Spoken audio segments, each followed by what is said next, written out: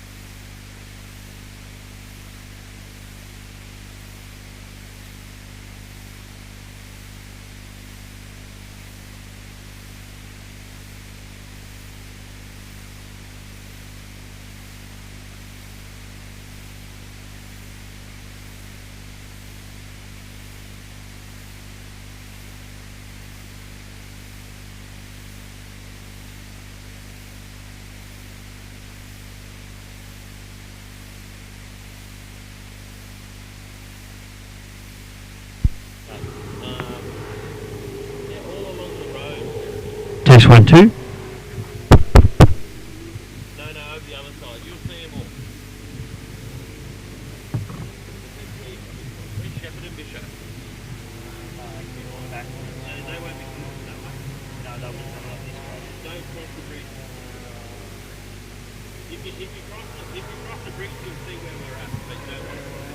Alrighty, well Lumpy, we've made our way into the commentary box now, mate, and we've got boats out on the water at the moment at practice. So 2 20-minute practice qualifying sessions for the AFP GP boys. We've got Caleb Frost out there, boys, in the V8 that we mentioned a little bit earlier on, but these boys out there, and we saw Simon Troy having a real crack early in the piece, trying to lay down a quick lap time to try and get that pole position. Yeah, he was indeed, and we did mention heading up in towards that sun, the glaze off the water, the glare off the water, must be pretty hard for him to pick up those turn boys out the front there. So doing a great job, but he was dead set giving it a crack. Here he is just in front of us now. I don't know whether he's slowing down just to wait for some clear water or what the story is there, Jamie. They might be doing a prop change. They might be just coming in.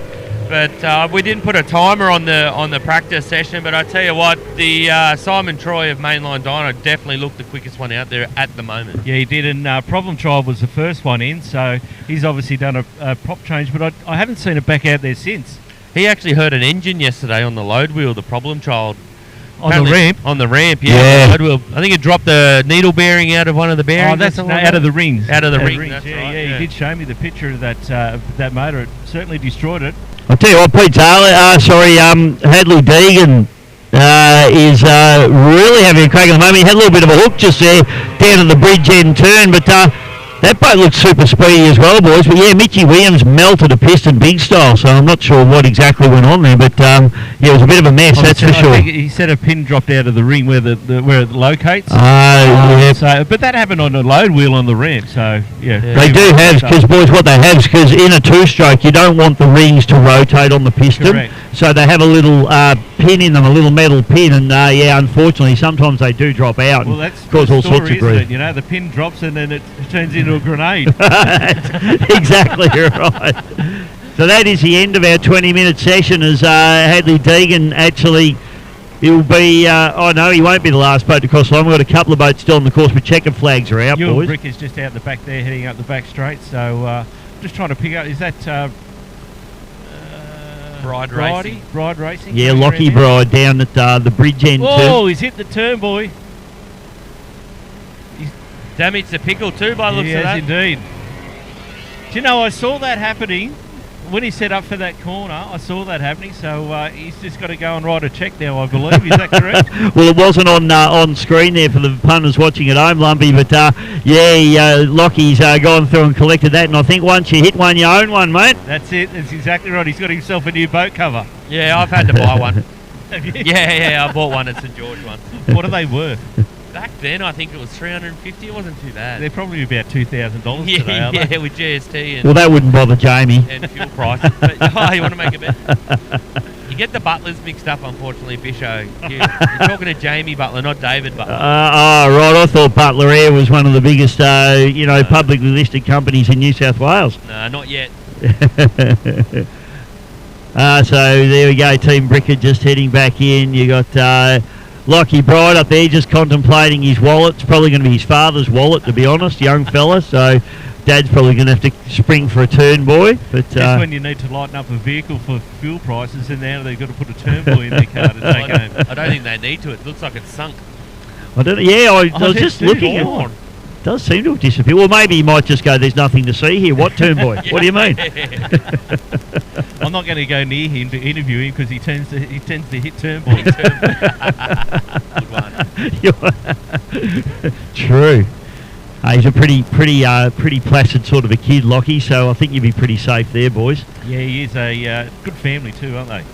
They're a ripper. They love their racing, Bride Racing. Come from a motorcycle racing background, actually. Yeah, that's right. Darren was a very prolific motorcycle racer, and now into the boats, which is good. They're big Victorian Speedboat Club members, which is my club over there at Lake Epilock near Bendigo. I actually like their outfits. They have the Crocs on, but there's one pink one and one green Croc. So they buy, So I don't know whether somebody's lost one or somebody's found one, but either way. At least they got the same pair at home. True.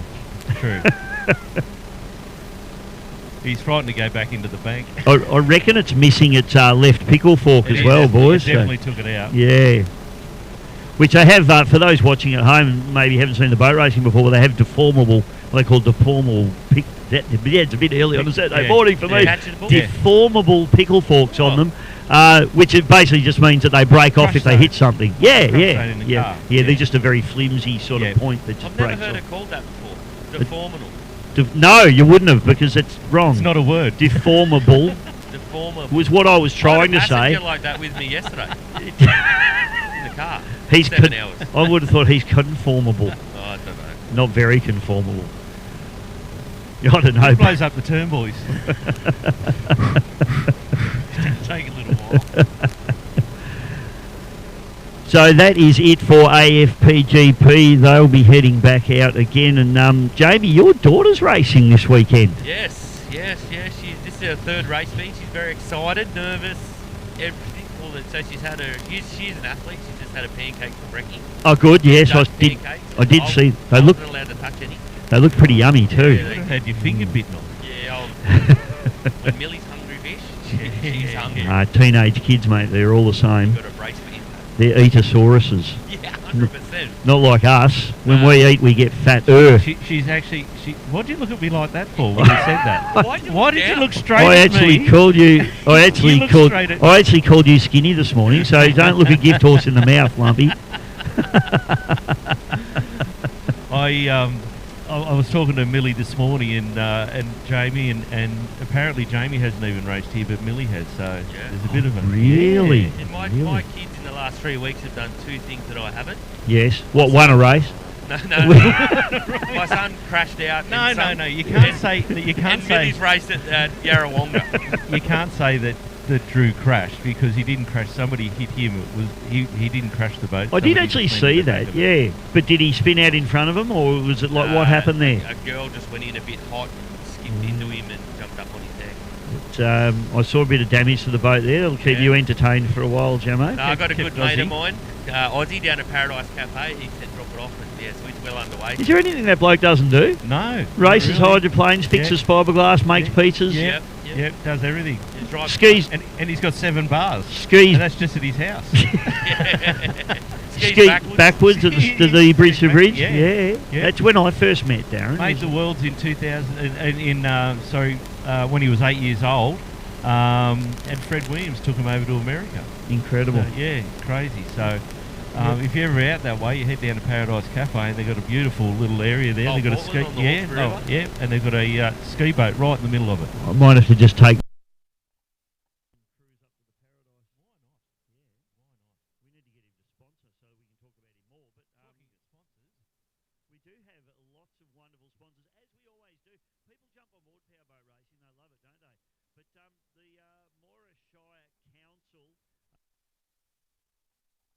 Fantastic sponsors here, and I'm just desperately searching for my glasses, Lumpy, because I stuck them in my little pocket here. And they're on your forehead. They're not on my forehead. Do you know I know where they are. I stick mine on my head, and then when I go to grab them, it's just a natural thing to get them off the top of your head. And last night I had them on the side there, and Jamie goes, "What are you doing?" And I'm searching for my glasses. And you're laying in bed with your glasses on your head. Yeah, I've been there and done that. Yeah. And then the lens pops out, and God. Yeah. Things to look forward to, eh? Yeah.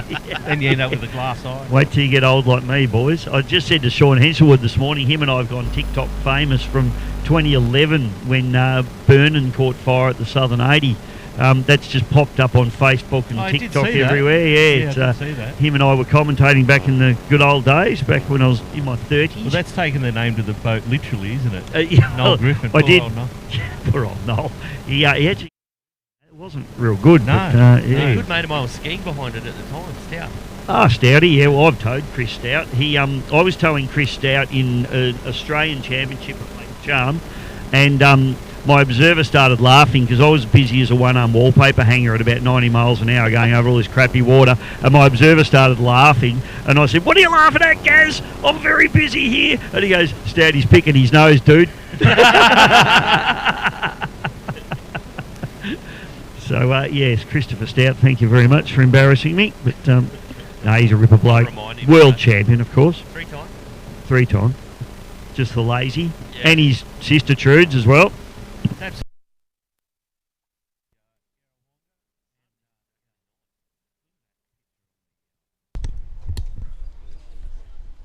Excuse me, fellas, up the top. You just drop your radio down there. Oh, right. Thank you. It's not coming through. First of all, look across to the left, boys. You haven't been here before, Lumpy. Now, I believe that this may be urban myth, I but heard I believe click, it's a but- true story. See how the bridge has got a dip in the middle of Take it? it out halfway. Apparently, no, it was not you. Might even be the headphones. That was because apparently New Is it South showing Wales bars Victoria in the couldn't thing? agree on the height. So the I commentary's believe not that is a going true through. story. Now, I may be pulled up on it, but I've heard that What? story multiple times. Why wouldn't they go with New South Wales? Just check since you swapped them, so it's still coming through. Sorry.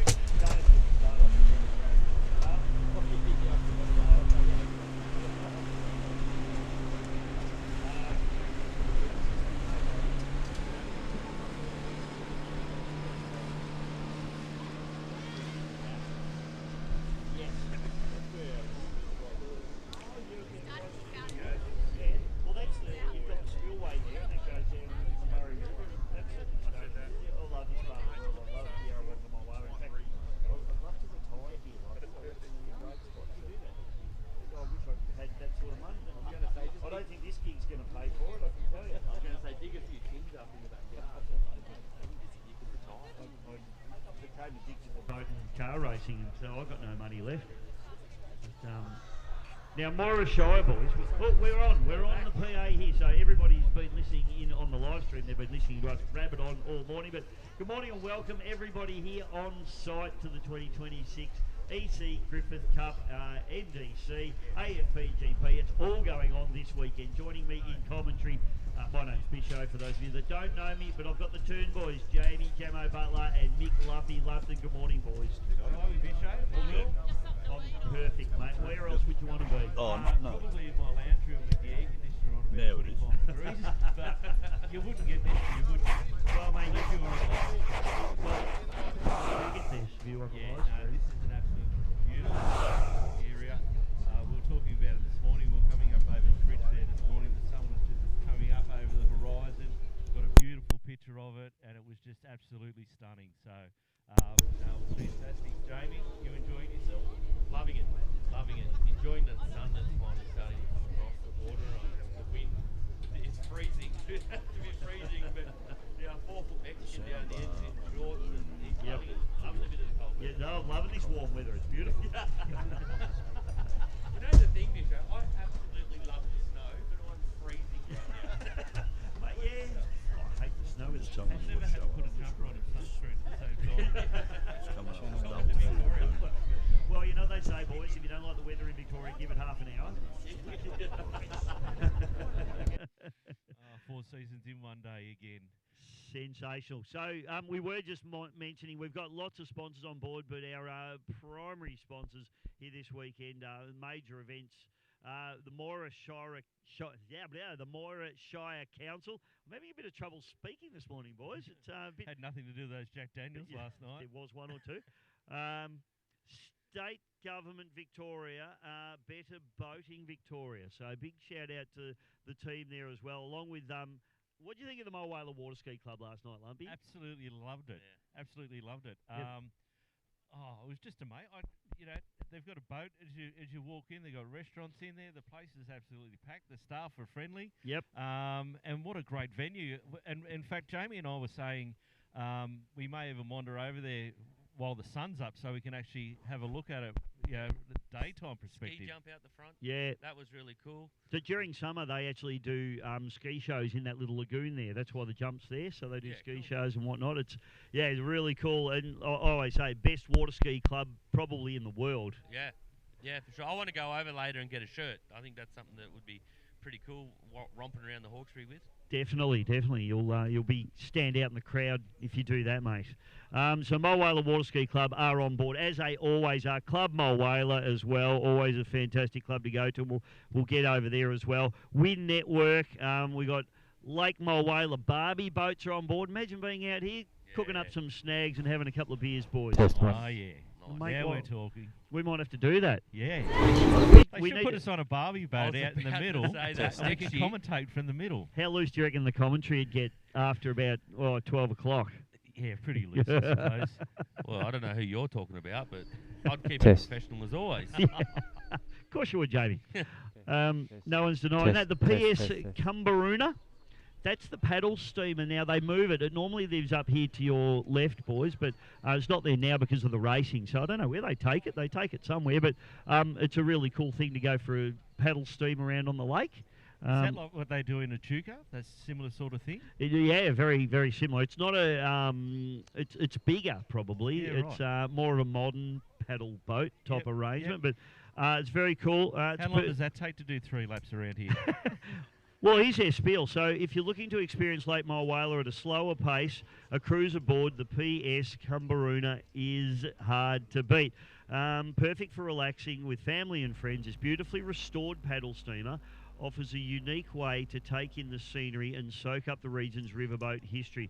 Plenty of space to unwind, enjoy a meal, and simply watch the world drift by. It's an easy and memorable way to spend time on the water. It's a classic Lake Mile Whaler experience, laid back, scenic, and full of character. There you go. There you go.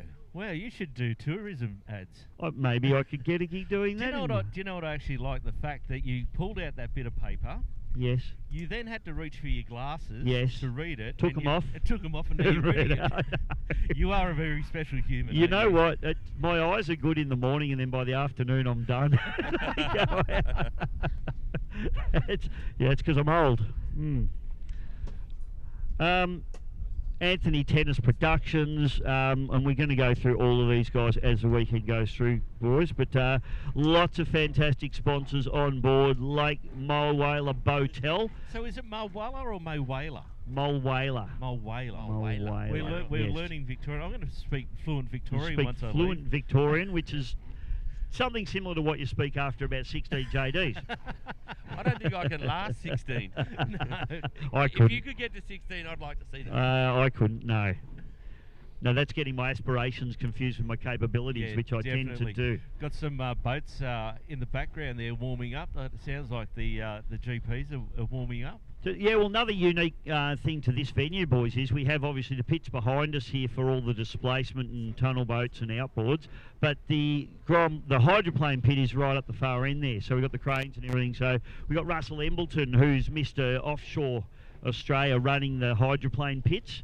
And Russell runs a very tight ship, so I expect the hydros to be No pun intended. No pun intended. He'll get that pitch working beautifully down there. He always does. If you ever go to an offshore powerboat meeting, everything happens on time. And wow. That's what Russ is all about. So I reckon the hydros will go good. The rest of it, who knows? I think they've got that turn buoy now set up. So we might be able to get boats on the water again. In fact, they are on the water waiting to head out. So they are to the... There we go. Got a green flag. Green flag is up. So another 20-minute session, boys. And we've got our live stream there. Just there you go. There's some boats. Neil will find the boats in a sec. There he goes. You got Reece Coles. Reece Coles Racing. We've got Will Parker in the white boat coming up next to Reece as we speak. Simon Troy, we're just looking at the bridge end turn. No, sorry, that's Sammy Lucas there. In the red machine, the Marine Jackson's machine. Oh. Great to see. And Sam straight into it as well. No mucking around for Sam. As always, the smiling assassin. I'll tell you what. Sam's a hard charger, boys. It's winning or swimming for Sammy. As he fires down the back chute, more boats onto the water. So Will Parker, just watching them come past, was just watching on our screen, Sam going up the inside of a couple there into the bridge end turn.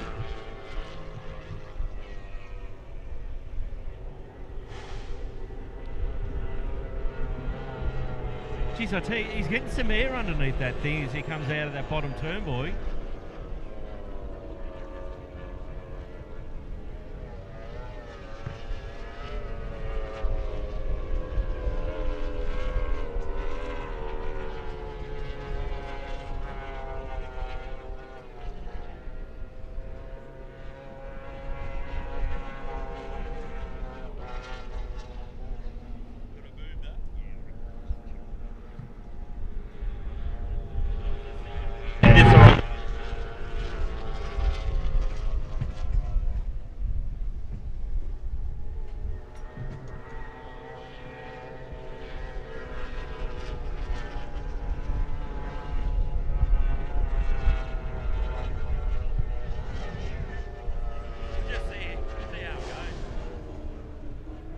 Looks like Caleb Frost is back out there as well, going into 2 practice sessions.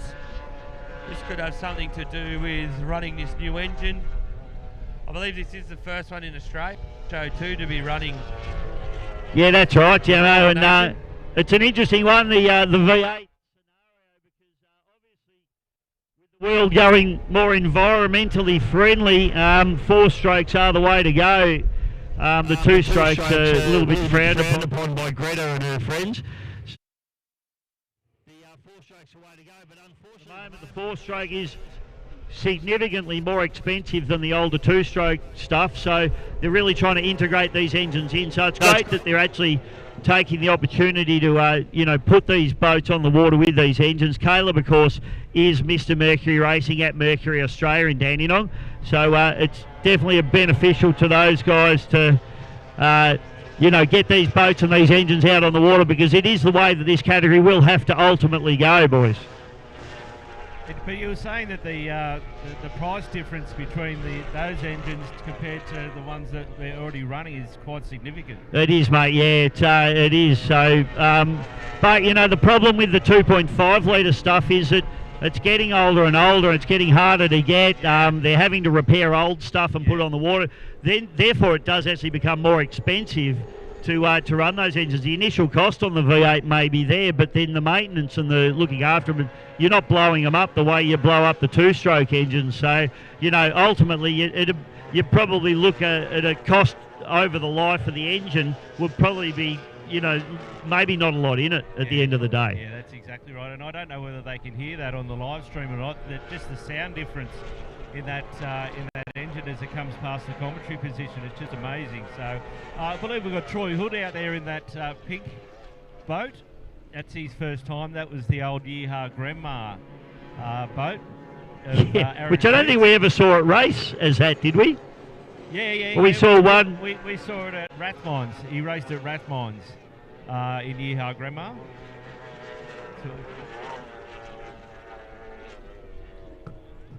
He's just coming down past the commentary position now as he speaks, to tell you the truth. Troy Hood in that pink boat. So that was the old Yeehaw Grandma, like I said, and he was a ski racer that's converted over, and quite a few ski racers are converted over to this class, Bisho. Yeah, there is, mate. It's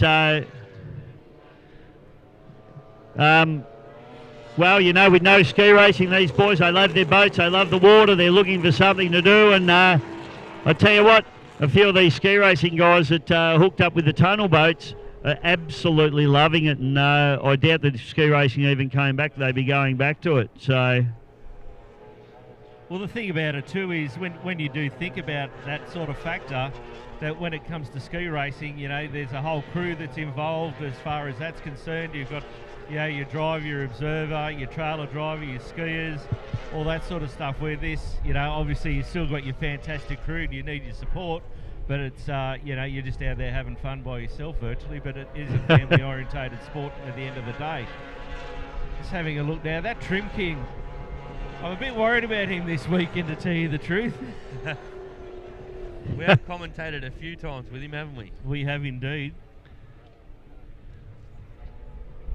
We've banned Mitch Williams from AI as well, boys. I was going to mention that. Yeah, I banned him this morning. I put a blanket ban on him for using AI. So just quietly, you look nice in a dress, Bisho. Yeah, thanks, mate. Yeah, well, you know, if I ever decide to go the other way, at least I know I'll probably fit in all right. So I don't know how many people I had walk up to me this morning and show me that picture. Yeah, as if you haven't seen it. Yeah. We've got the Trim King out there, Paul Sane as well. I tell you what, it was like a disco down in the pits last night. Wasn't it what? The Trim King himself, he had all his mates here. It was like a Lebanese gym in the west of Sydney, wasn't it? I was waiting for the barbecue, actually. And the shisha. Oh, the cold. The shisha. Cold, yeah, that was it. Funny stuff, hey? Good blokes, and they love their racing, which is cool. I tell you what, boys, I'm pretty impressed with Troy Hood, being only very new to driving this boat. He's definitely not afraid of it. Yeah, the pink machine, which we saw just run through before, so Hoodie... He's doing a better job than what Aaron Sheath did. Well, that's not hard, is it?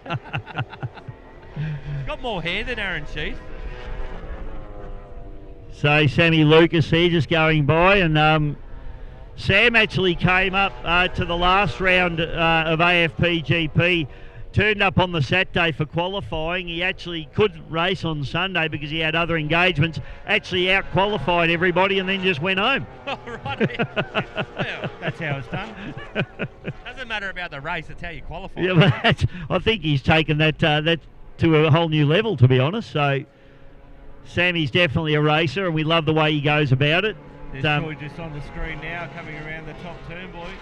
And like you said, Jamie, he's taken to it like a duck to water, and I don't mean the crazy duck either. But very good. It must have been the knowledge and the pep talk I gave him in the pitch just before I walked into the CCP. Will Parker doing a great job out there. Yeah, that's Will going around. I'd really like to know if the glare off the water bothers them going into that top turn, because some of them are going wide. I don't know whether that's an issue or not. Yeah, we're definitely... They'd have tinted helmets though, wouldn't They would do, mate, yeah, but, you know, even with tinted, you know, sometimes that glare can still cloud your vision just a little bit, you know, so, yeah, sunglare's never a good thing, but there's Troy Hood now, down through the bottom end of the course, and boat looks pretty cool in the pink, I reckon, boys. It does. At least it's a commentator's dream to tell you. It is actually. Yep. It definitely makes it a lot easier to pick out. You got written on the side of it, swim 1, 2, 3. Yeah, you're a bit worried about that. I thought to myself, that's a weird name to have on the side of a boat. Swim 1, 2, 3. I'm pretty sure his wife Danny's a swim teacher or swim coach or something. Danny, of course, a very good ski racer back in her day as well. So, did she qualify last Worlds, Gosford? I think she did, didn't she? Yes, I think so, yeah. I tell you what, I saw her last night. I was having a chat to her. She's looking very fit, so she's obviously keeping up with the fitness, even though there's no ski racing going on. But I think the fitness for those guys down the river is red cruisers and pizza and star jumps. It's good to see Blake Coldrake back out there in that temper machine. The last time he had a bit of an issue, he's just gone a bit wide. He's coming back in now. It just worried me there for a second. He's just come out wide. He's coming past the commentary position now. That's an absolute gorgeous boat, that temper machine. Yeah, I like it. Nice and plain, but yeah, less is best sometimes, I believe. Bit going on in this for Caleb Frost here this weekend too, boys, because not only is he running the V8 boat out there in qualifying, but he's also going to be racing the R. Marine Jackson's second boat, the black boat. So Caleb's going to be a busy boy this weekend. Yeah, so you certainly know his way around Lake Mulwala. Now I have to think about it. It used to just roll off the tongue. Now I have to think. Say it however you want to, Lumpy. It's fine. 8 minutes left of this practice, boys. 8 minutes left, is it? 8 minutes left. Tell you what, I'm looking forward to Millie bringing the coffees for Bisho and I. Lump doesn't get one. We sent her about an hour ago, mate. I hope she's okay. Yeah. I did tell you. I warned you. So still just watching Hoodie there down the back straightaway, and I had a good chat with Troy last night, and he's actually saying that Danny made him buy the boat. Made him? Yeah. Yeah, of course. Yeah, I doubt he needed a lot of arm twisting with that one, just quietly. So it's great to see him out there, and hopefully he has a great weekend. I'm sure he will. She probably thought there's no ski racing. He's driving her crazy. Yeah, that's right. You need something to get away from him. Yeah. Yep, you need a hobby. Yeah. Come on, son. I do like the livery on that Trim King, though. That's looks like an old jet fighter Yeah. plane. Spitfire. Yeah, that's it. Will Parker into the pits, boys. He's happy, hopefully happy with what he's done out there. I can't get over how well Hoodie's driving. I don't want to put the mocker on him, but Yeah, don't do that. I'm really impressed. There's a temper boat heading up the bridge end turn there, boys. Blake Coldrake, another ski racer turned tunnel boat racer. Yeah, saw he's had a chat with his father. Mr. Coldies himself. You can't turn anywhere in boat racing and not see a Coldie sign, can you? That's exactly right. He sponsors everything and everyone. He is a jet. Absolutely. I think Blake's done a bit of everything. Go-karts, motocross, enduro. It's fantastic. It's great to see him out there. Listen to that V8, boys. So cool. I'd love to see a full field. Oh, Frosty just pulls into the pits here in front of Hoodie. Okay. Yeah, Blake's got that really flying up around those top turn, boys. He goes. See how he comes a little bit wide and then shoots down the straight. So is that? Oh, how cool is That looked fantastic. Yeah, I am worried about Trimkin this weekend. You're worried about him? Yeah. Oh, Reese Cole's just coming up on the inside of there, Troy Hood. This will be a really good battle between Simon Troy and Reese Coles this weekend, guys. Yeah, definitely. And you and Brico look very fast as well, too. Yeah, and throw Sam Lucas into that mix too, boys. So, yeah, it's going to be pretty epic, I reckon. It's going to be good fun. Yeah, we've got all bar the Craig Bailey and Carlin Bailey that are missing from the week. I think Carlin had a crash, did he, or a spin, or a barrel roll last race, last round. I wasn't here, mate, but yeah, I'm not too sure. No, I do have some info there that Andrew Murphy sent through. Thanks, Murphy. Might be watching, but I doubt it. He's with his girlfriend in the Bahamas or something. So. Oh, so he's definitely swimming or relaxing then. Yeah, he sent a picture in the group chat last night of him in the pool having a pina colada or something. So. Looks like Will Parker's just shot back out from the pits after doing a prop change. Yeah, okay, just watching the Trim King on the inside there, and on the outside, is that Blake? Yeah, it's Blake Coldrake. Sam Lucas now just coming around the top turn, boy. 5 minutes left, boys, of what's this, second practice session for the Formula GP. I don't think Sam's been in for a prop change or anything, has he? Yeah, he's been in twice. Twice, has he? I didn't see go in, that's all. Do apologise. Yeah, Sam went in, actually. He's just come back out, so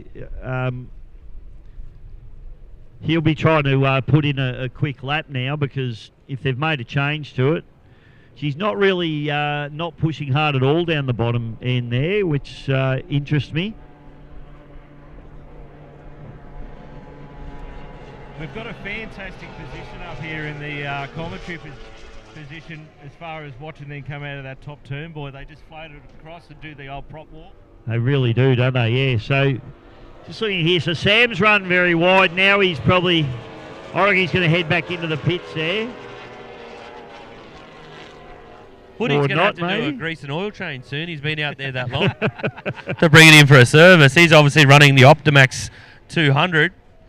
Good though, isn't it? I mean, he obviously needs to get as much seat time as he can, so he's just committed to just go out there and do lap after lap after lap and gain this experience. It's the old story, mate. Seat time wins. Yeah, it does.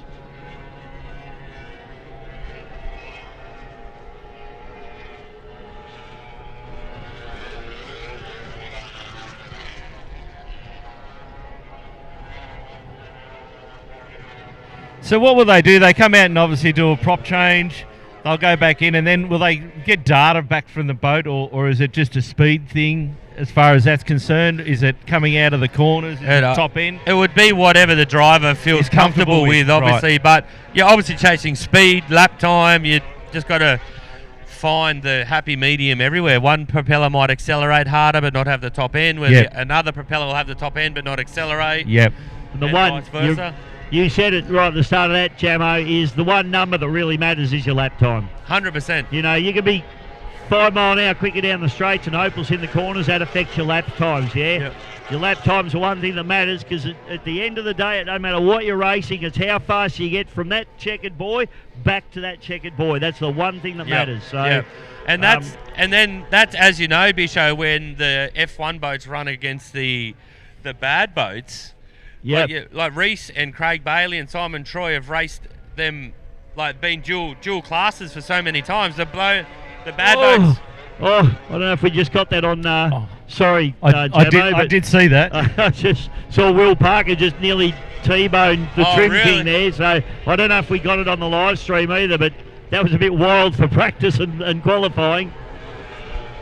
But yeah, you're right, mate. It's all about, the blown boats. Yeah, they're doing 150 mile an hour down the straights. These guys are doing 120. Yeah. But they still manage to race hard against them because of their corner speed. And they're turning at 110, 120. Where the blown boats are turning at 70 or 60. Sort of. We're at Taree a couple of weeks back over Easter, and they had GP 101 against Greg Lambert.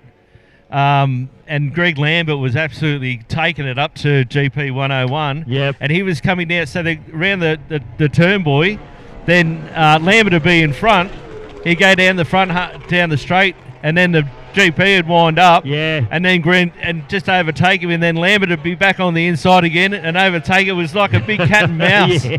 It was unbelievable. It's enthralling racing, and you know what, Lumpy? They don't do it anywhere else in the world. Yeah, that's right. Australia's the only classes. place Classes got to stick with classes. Yep. And particularly the youngsters saying that when they were out as well, they don't mix up classes. The Americans can't believe what we do. I know, they think we're crazy. You guys are crazy. Yeah, we're going to put the party pulley on, but no way, man, we're not running that. They do think we're crazy. Even they said the commentators, the things that you guys say and joke around, like they must be too serious over there. Nah, they're boring. Yeah. Imagine if us three got a gig in America. We'd probably get shot. Well, no, I did do the Ski Racing World Championships in Seattle in 2017, and at the end of it, an American spectator came up to me and said, "Man, I got no idea what you said, but I loved every minute of it." Yeah, we'd have to put subtitles on for them. So this might be interesting from Reece Coles. We're into the last 20 seconds of practice, and he's got pretty clear water. So I think this could be practice and qualifying together. It is, mate. Yeah, it's 2 qualies. Oh, so Will. I missed that, mate. What happened? Yeah, Will? he just hung it and hung it and hung it. He's obviously trying to nail a lap time very late in this qualifying session. Looks like Blake just running that wide line, so it looks like he's pretty much done, I don't think, unless he's going to try and bang in one last red-hot qualifier. Keep your eye here. We'll try and get the boys to maybe focus in on Blake Coldy there, because I reckon he's on a flyer as well. I'm just picking him up now. He's sort of come wide there a few times. Reece has gone wide too, sorry. Yeah, that'll be interesting to find out why they're doing that. I would say to get a straighter line across here into that turn buoy. Yeah. Right. I think what it is, when you've decided to do a fast qualifier, you'll run out wide. Checkered flag comes out there for Will Parker, so he'll be the first boat to just go in. See, Blake's just got tucked back in again then. So because Blake went wide at the start, so he's tucked in tight. That would probably go for a qualifying lap. Look at Reece now. He's come down the top turn buoy. Maybe got a little bit wide, but rounded it off. Not had to have 2 digs at the corner. Yeah, Reece running at home, so you know that Reece Coles is going to be one of the top qualifiers. No question about that. It's just a matter of whereabouts. 100%. He's got the number 1 on his boat, Bisho, meaning that he was the last year's AFGP champion, Australian champion. Troy Hood just bringing it home for the pink machine. That was a great session for him, wasn't it? For Troy. I'm really impressed. Yeah. Really impressed. Don't tell him that. No. Now, Jamie, your coffee turned up. Mine doesn't seem to have. I don't know what's happened there. Mate, I've got a bit of preference, I think. I think Being called Daddy. I hope she didn't just order one and then go back for a second one. No. She just said she's got... You don't even get me one, and then you steal mine. Don't know why I like it. There's going to be fisticuffs in the commentary position, and poor old Bisho's going to wear the end of it. I'm used to it. I had that at my work this week, so... That's right, you did too. Happy birthday too, by the way. Thanks, mate. We might see if we can get the crowd to sing you happy birthday a bit later awesome, on. Mate. Yeah, You'd obviously know the words of that off by heart. Well, You've had a few of them. I've heard it 57 times. I was going to say, if anyone sees a 120-kilo man flying over the edge of this balcony, you've known that Lumpy's touched my coffee again. He'd make a big dent in that beautiful grass down there here on the Yarrawonga foreshore. There's Rolfie on screen now. Hey, look at old Rolfie.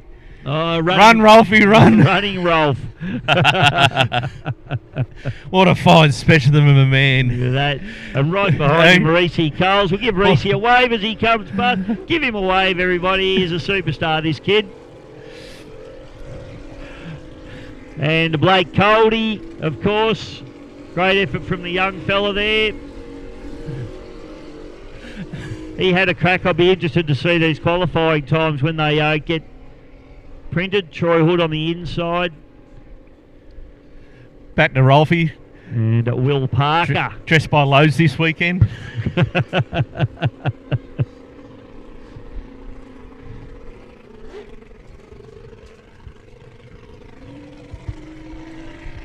Well, boys, that wraps up quali, and I'm not sure what we got coming out onto the water next because they have changed the program around a bit, and I haven't got a just slightly revised version. So let's have a chat about what we witnessed yesterday as far as qualifying and all that sort of stuff. I went down and spoke to the Odin boys yesterday. They were very, very happy with their boat. Yep.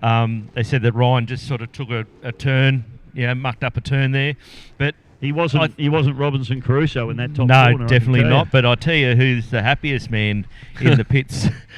Hey, let me guess, Scott Patterson. Oh yeah. How'd you guess that? Oh, it's just a lucky guess. And obviously, for people who don't know, that's the owner of Turn It Up. His son Connor Patterson drives. Connor, yep.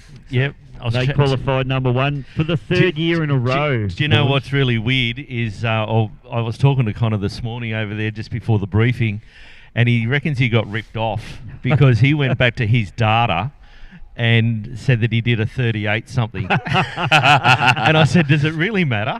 Like at the end of the day, you're top of the tree. Yeah, I love the way that all boat races though assume that theirs is right and the officials is wrong. Yeah. Not the other way around. Exactly right. And so it was quite funny actually. But his dad was still smiling like a rat with a gold tooth. Tell you what, I thought he was going to smack someone in the mouth down here before yesterday. I liked how he went. How Connor finished. He took off yeehawing through the pits, and then he's come back again to see whether Tate Ramsey could knock him off. Yeah, no, he's a funny kid, our Scotland, and he's an absolute ripper. And he predicted the weather for me yesterday as well. So Scott's a pilot, so he's all over the weather. He reckons he's got some sort of secret in where he knows what the weather's going to do. And he told me yesterday, today's up the creek, Bisho, no good. It's going to be crap. He was right, it was crap. And he said, but tomorrow and Sunday are perfect. And have a look what we got, mate. Mate, absolutely stunning. If that breeze could just knock off a little bit. It'd be absolutely, conditions are dead set and flaccid.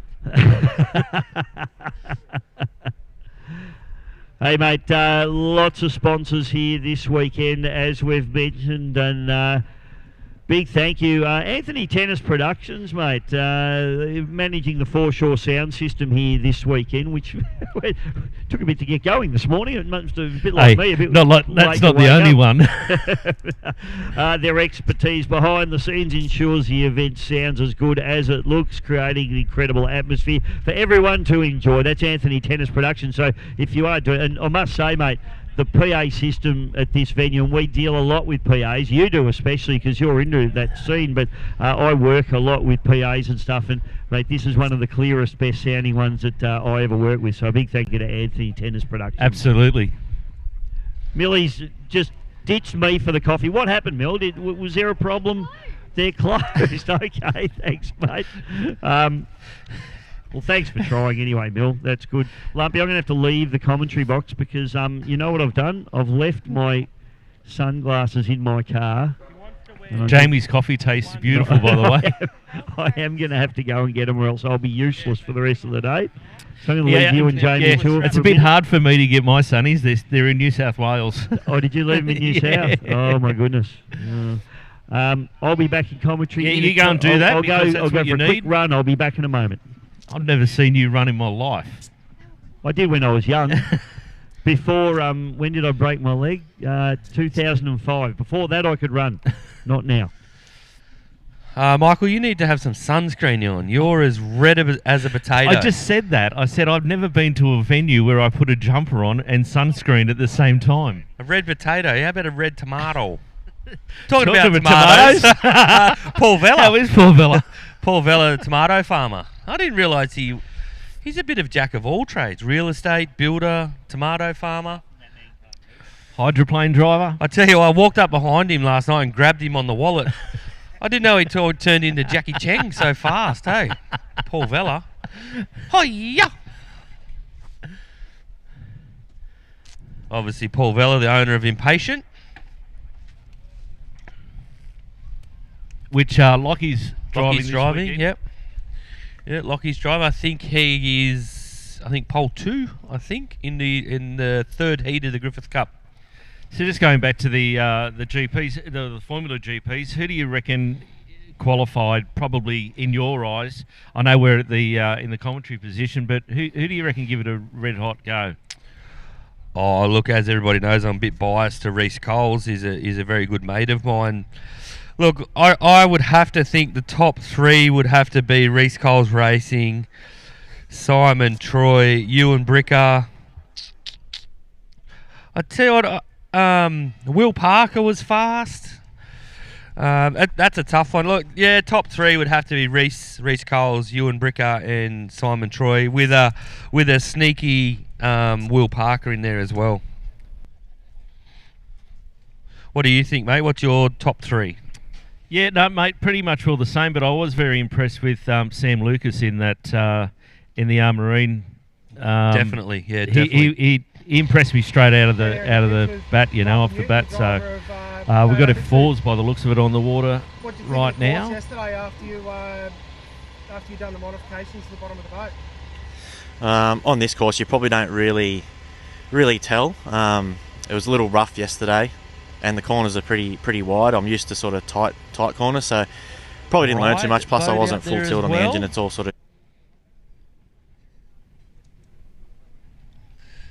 So this is the stepping stone from the Formula Future. So the juniors, they can step into this class, I think, when they're 16, I believe. It's a tunnel type boat. I'm trying to think what brand. They're all the same brand, made in China. I do think other brands like DAC and Mulgard make some F4s as well. I'm not real sure. It's been. So that's Jack Meads out in front in the Bud Light machine. I did see Dave last night, and he said he's given up, and now it's all onto the kids. I know the feeling.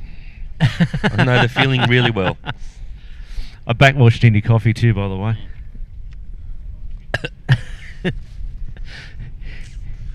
I tell you what, Lump, if that wind would go away... I just said that. I was just thinking exactly the same thing. It would be a beautiful day.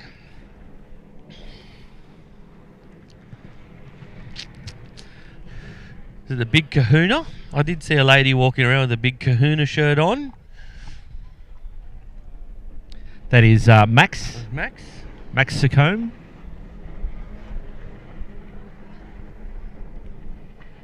Fletcher Donnelly's so out how there. How old would these kids be, Jamie? So technically, what happens, ladies and gents, you go from you start off at a J1, which is 8 years old to 10 years old, and then that's a 9.9. Then 6 horsepower. 6 horsepower. Then 9.9 is from 10 till 12, I believe. Yep. And then you go up to a 15 from 12 to 16. So these kids have obviously, some of them have raced these sort of boats for the juniors, and then they step up into this F4 class, because there used to be F3s, didn't they? And yeah, that's right. Is there F3s now? I don't think they're... I don't think so. I haven't seen F3s for a while, but the F3s are a lot faster than the F4. Correct. Yeah, a lot faster. That was a very big class back in the day, the F3. It was a great class. And these run, I think, about a 60 horsepower motor on the back.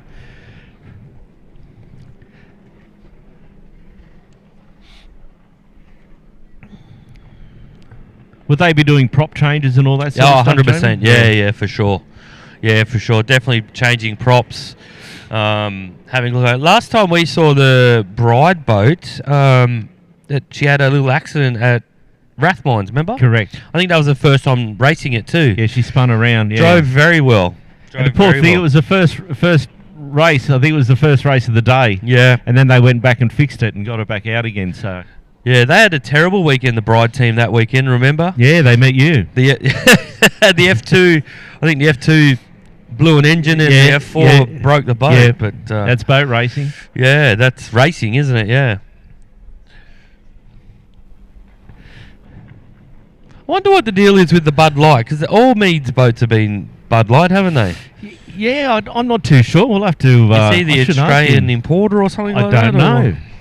I actually sampled a lot of Bud Light on the cruise I went to a couple of weeks ago. I got a mate of mine who has Spud Light. Spud Light.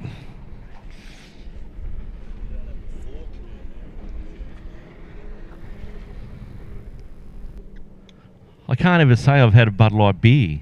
I mean, it's quite nice. Is it? Yes.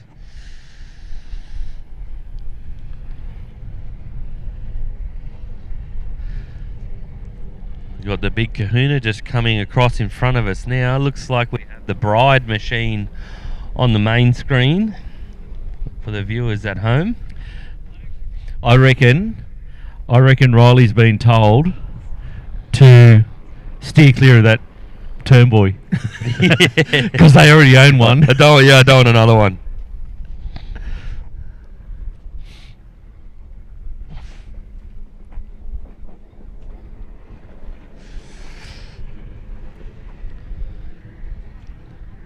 Go RV Marine just going past us now in the orange and blue with the driver of Jackson Seacombe.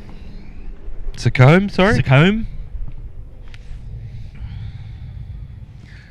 It's turned into a bit of procession now, but this is their practice and qualifying. I'm One's pretty headed sure. out wide to give it a bit of a shot down the straight now. Remember at Rathmines, the two brothers were battling for first. That's right, they were too. They were right next to each other. and their mum didn't know what to do, where to look. I remember that. And they were pushing it hard too. It was a great race. The They two were brothers. like gunnel to gunnel, were they? Round the whole track. Then one would overtake, then the other one would overtake that one, and back and forth, back and forth. It was great racing. A love-hate relationship, a love-hate sibling relationship.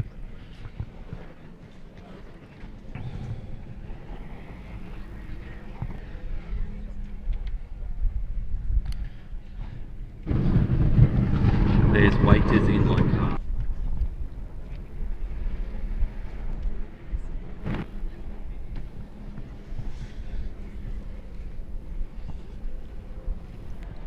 I see Bisho's just ducked out the back for a quick smoke. For a quick what? Quick smoke?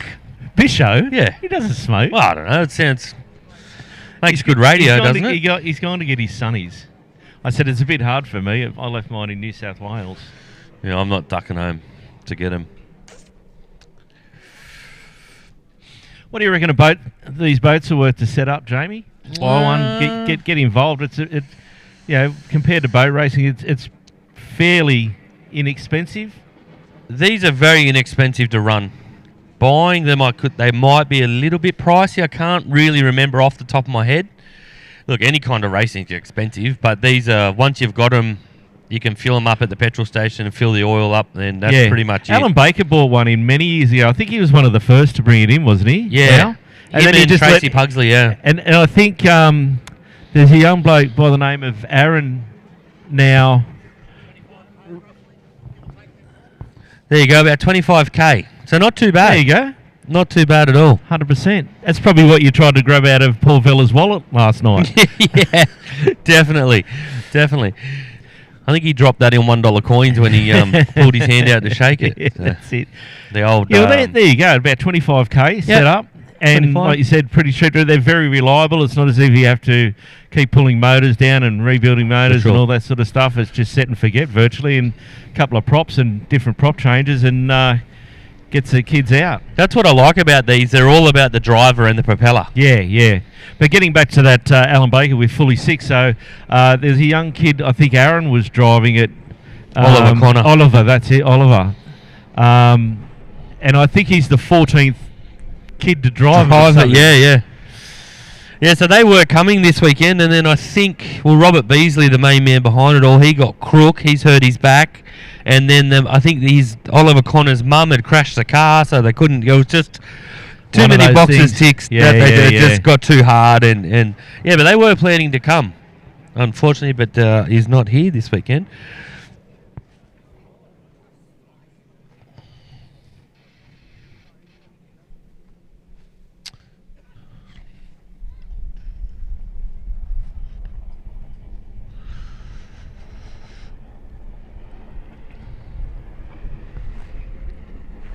The Go RV Marine just coming past us now. We have the Bud Light machine on the screen.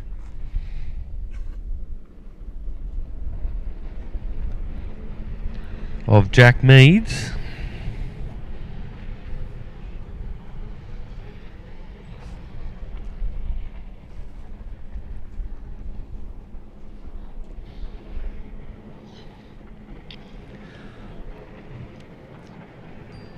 Like you said, Jamie, top little class. That little Bud Light machine's just been sitting up perfectly all the time. Yep, very nice, smooth.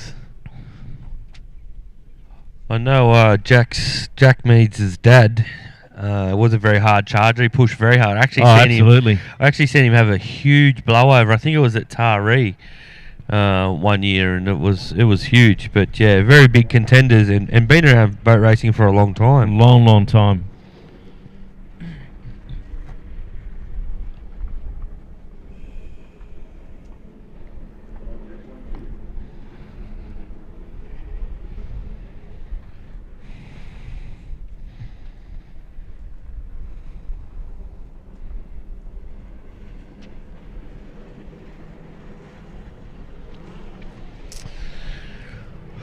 I do really like this class. I think it's a great. I love it when they do the dock start and they're together nearly the whole race. Yeah, that's it's exactly a good right. little battle.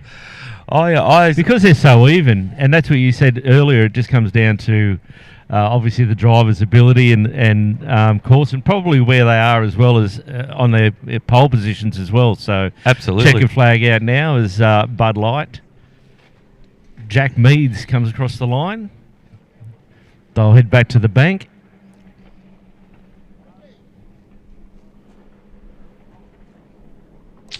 What's next on the water? I know the juniors are at 10, so they're about half an hour away. It might be another practice session. Do we have a bit of a program? So we'll be back to you very, very shortly with what's coming up. We'll just need to find out. Here comes the Mexican hobbling through the crowd. He had a quick smoke while he got his glasses. Big shout out to my wife and my son. They're back in Sydney watching from Nepean Hospital. They're really, really wishing they were here. Freezing like we are, I bet you. Yeah. I'd fake an ankle injury to get into hospital into a warm bed right now. Did you get yourself a coffee, Bisho? I'm back. No, I didn't, Lumpy. Someone might bring me one. Who knows? I might get lucky. If they come and bring have you got three. some sort of a program up here today? I haven't yet. I could have probably tried to grab one while I was down there, but I thought, no, you guys need me, so I'm coming back. Hey, how do the kids go out? They're not necessarily kids, but our F4s out there really qualifying. Good. Jack Meads, yeah, Jack's my little dark horse, yeah. my favourite, so to speak. Yeah, he's a rooster, and I like to call him Harry because Harry's his brother, and when I get him confused, Jack cracks it, so I like to call Jack Harry.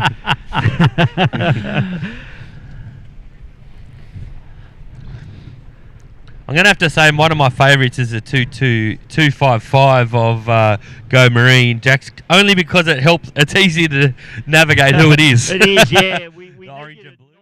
Not paint them white, please. Yep. We don't like white. Yeah, it makes it a bit hard. We need like a red and a yellow. Down here in the pits with Michael Newton, driver of Bad Attitude. What did you think of the course yesterday after you'd done the modifications to the bottom of the boat?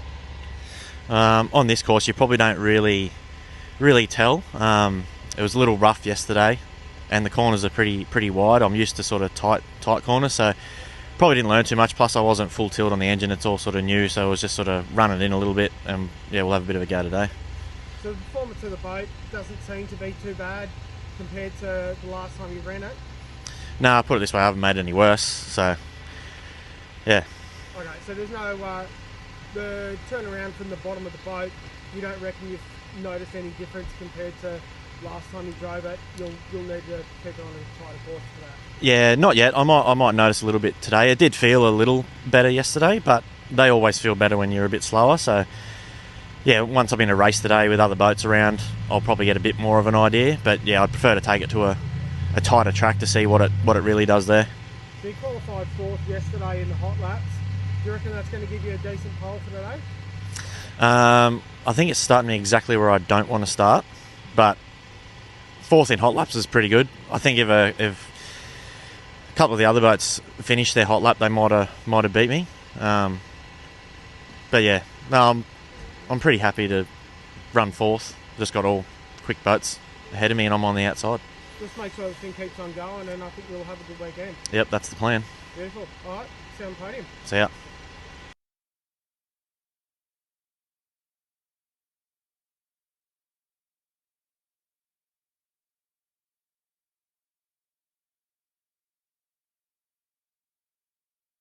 With those guys, but I can tell you something, this thing will keep going all day and use about $8 worth of fuel. Yeah, that's right. Yeah. Well, let's double that now at the price of fuel at the moment, maybe 16. But it's great to have Barn out there doing the job and getting some use out of his ski race boat as well. It's not such a bad thing. Good thing about those sorts of boats as a start boat is it doesn't matter how bumpy it gets when the hydros are out 100%. There throwing up big holes and stuff. It'll just trail through all of that, no problem at all. And he was saying he's going to put a bit of ballast in it too, Bisho, so Mikey doesn't get thrown out. He's having a lot of fun out there. Look at him go. Do you reckon you and I could swap spots with those two, Bisho, throughout the day? I wouldn't mind. I'm driving. No. I've seen your record of driving. I've got no argument there, have I? You don't want to go for a swim. No, I don't. The water looks too cold. I did actually. I have driven that boat, and Barney sent me out for a couple of laps in it to see my thoughts on it. But I took one of the guys from work, had never been in a boat before, and we were cracking along at about 90 miles an hour, and I'm not sure if old mate was having a good time or wanted to get out. I'm not really sure. What about that poor guy down at Mildura that got thrown out of the boat? Adventure, wasn't it? That was his first time in a boat too, wasn't it? Apparently so, the poor bugger. Yeah, that's not welcome to boat racing. Patel. Don't hit the red button. He looked like a river stone going across the top of the river. Might be his first and last, I reckon. Poor bugger got banged up too, didn't he? Yeah. I think you told me Bisho, shoulder, leg, hip or something. Yeah. I think he broke collarbone and his leg. Ooh. Which and I believe he'd only just had a a knee replacement on the same leg not that long ago. So that's pretty ordinary. But anyway, accidents happen, boys. That's why we wear helmets.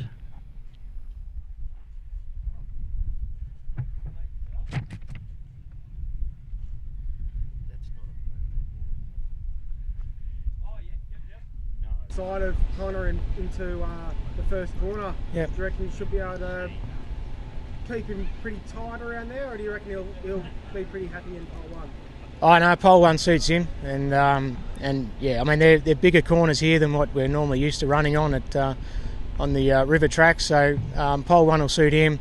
At the same time, pole two, pole three, that'll suit Ryan and I. So yeah, it'd be a very close, very even first corner, that's for sure. And it's going to be who gets on it the best coming out of the corner, and that'll set him up from there. Awesome. Sounds like a pretty good start. You're signing autographs. Yeah, absolutely. Looking forward. It's, the weather's a lot better today than what it was yesterday for qualifying. So hope it's on heat. Some good Doesn't racing he know that I do the live stream? To the Griffith Cup this weekend as well. I just saw the angry ant walking over there. Yeah, I've run in the Griffith Cup a few times, Nathan and Barry. I've had two second placings in the Griffith Cup and a third as well. I'm not sure. Yeah, really excited to be a part of it I think again. He's talking to Rolfie. Obviously, elite company we're in with Grant and Ken and Ben, and that's the hydro guys, and there's a few over displacements running as MSCN well. 10. So really cool, and looking forward to that having a is bit of a crack. definitely We've him. been pretty fortunate with the pole draw there. We've got pole one in heat two, and we've got Ken Lupton beside me in Bisho's in having pole- a moment throwing in, his pole paperwork two, off so off the it'll be good over the fun. side. Was it a hard conversation convincing? Sounds like we've got some inboards coming up. We just sort of not playing the game, but we just sort of, we'll throw our hat in the ring and just see where we end up in pole draws, and had a chat to the chief and got the OK from him. So we'll see how we go. Well, hello to Brett from home, Brett and Margaret, and I hope you have. Hello, buddy. How are you, mate? Sorry? Yeah, it was good, mate. No dogs harmed in that building.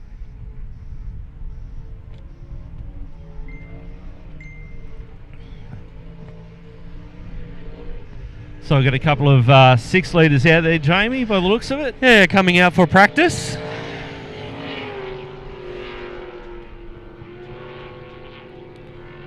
That green boat looks great on the water, doesn't it?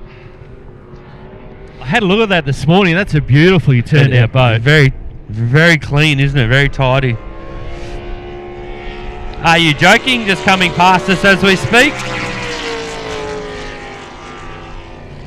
Is it transonic? Transducic? Transonic? Transonic, I think. He's come back in for some reason. He's obviously not too happy with it.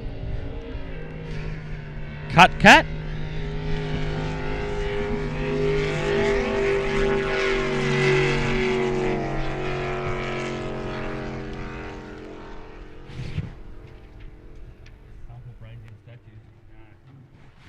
This will be 6 litre, I reckon, boy.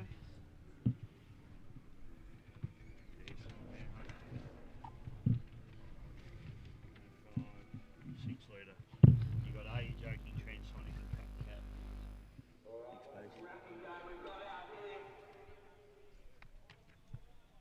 Who's that? I don't know.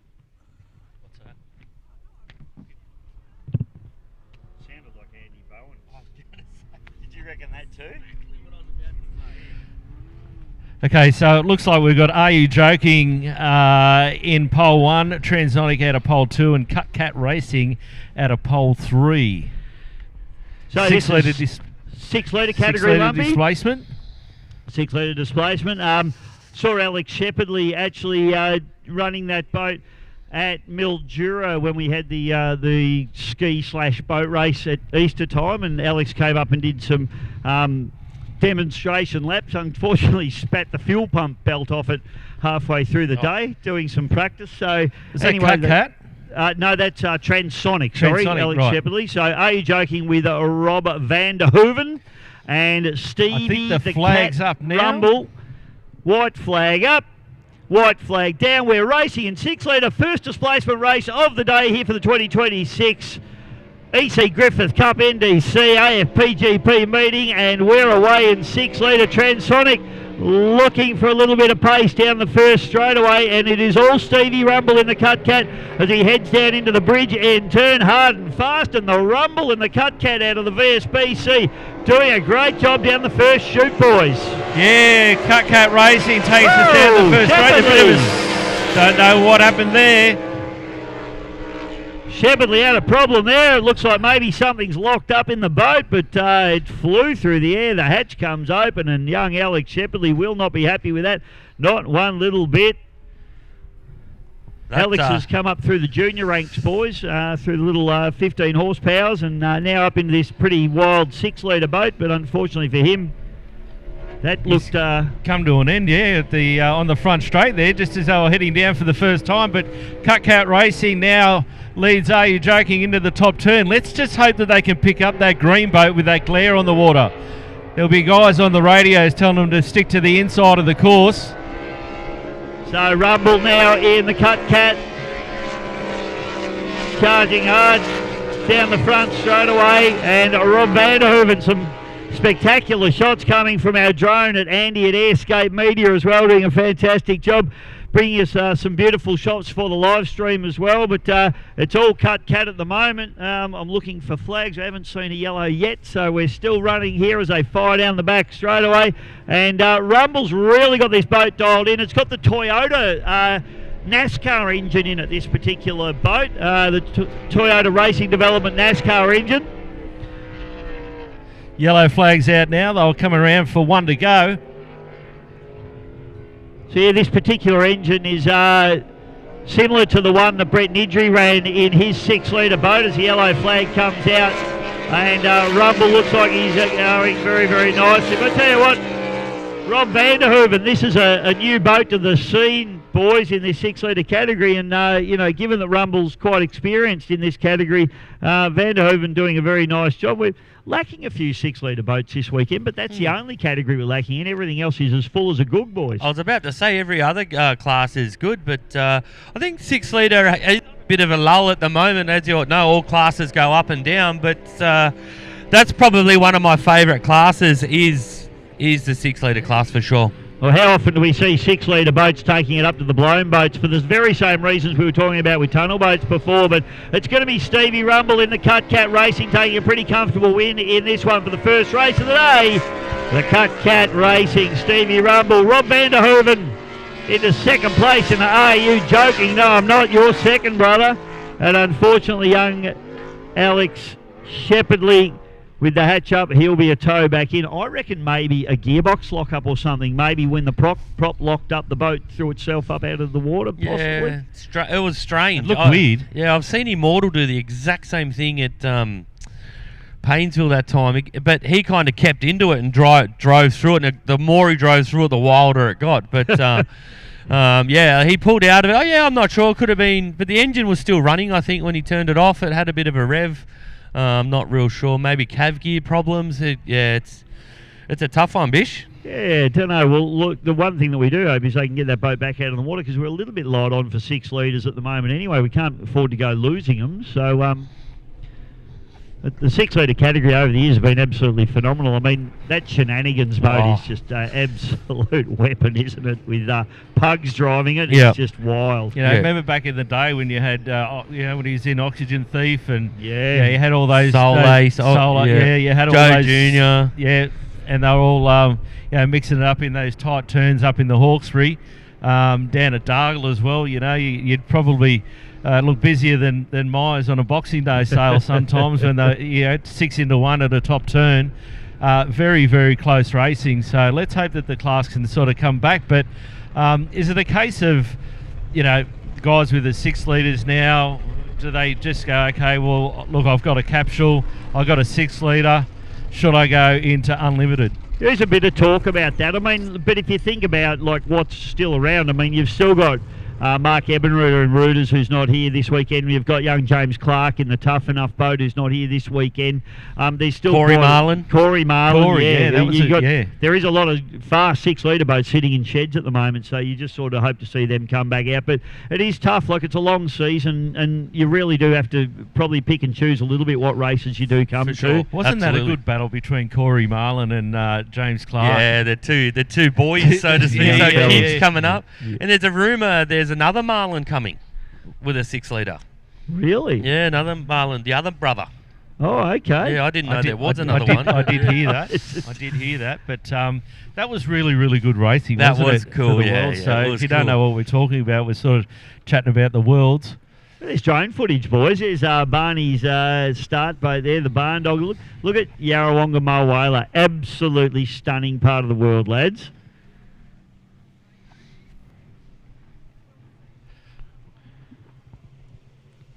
Can hear more hydros warming up down there, Bish and Lump. Yeah, the hydros we coming out to battle. I've just tried to get a running order, guys, because they've mixed up the program a bit, so we're a little bit into the dark as to what's coming out. But certainly lots of great sponsors on board. Of course, I think I mentioned earlier on the Lake Mulwala Botel, boys. You can take your boat, park in the backyard of your unit, and walk up into the end. It's very, very cool. The Glanmere Park Estate, along with Miller Merrigan, XL Grey Brunei as well on board, Cohen Property Group, Simmons Homes. What are you watching there, Lumpy? Looking at the live stream with that drone. That was fantastic. Yeah, look at the stunning footage of this unbelievable area. Sundancer Homes as well on board, lads, along with Siliga Real Estate, Yarrawonga Manufactured Housing, Burke's Hire, and Boldly Creative. Shout out to all of them. The NDC boys, of course, the Battery World NDC. And, of course, now we've got the X100 category in the NDC as well. Brought to you by none other than Tattoos R Us. Yeah, Schultze. Well, Schultze, the artist. Great guy, hey? He's a legend. I met him at Mildura, and great guy. He's a ripper, the old Schultze, and put his hand in his pocket as well and sponsoring the X100. So a big shout out to Schultze. And if you're going to get a tattoo, it's the only place to go. Well, he's drawing your tattoo, I think. Well, I'm not brave enough to get a tattoo, mate. What if Lumpy and I hold you down? Well, I probably wouldn't have much choice. I hate to tell you, but the tattoos of me. I don't know if I've got enough skin. I was just going to say, it's going to be on your back. It's a full back tattoo. Well, obviously, I'd go the full 4 kiss faces if I was going to get one. But I did say if I won the World Championship, I probably got ahead of myself. If I won the World Championship when I was racing over in France in 2019, that I would get a tattoo, a world French flag. Yeah, but instead I just got a scar. Still permanent. It's still permanent. Yeah, it's there forever. It's a good memory. A bad memory, rather. Bad memory. Who were you towing that day? Young fella named Jack Stevens out of Mildura. Okay. Yep. He was not the problem. No. I wasn't going to bring that up. Driver was the issue. Ambitions and capabilities. He probably should have won a world title that year, but that's the way life goes sometimes, boys. You can't win them all. You got to be there, don't you? That's it. Looks like we've got the 105s or X100s going out now. By the looks of it, I can see Moonshine, Hombre. Now, 105s are racing for an Australian Championship, boys, this weekend. So we've got all of them. And let's just a quick run through. You've got Moonshine, Tantrum, Ricochet, Sinister, Hombre, Buddha, Point Blank, Gator, Adrenaline Rush, Friction, and The Artist, all here this weekend. Is that the program, Bish, or what's that? If we could get a program, that'd be great. No? Where do I get that from? There you go, it's a live QR code program. Okay.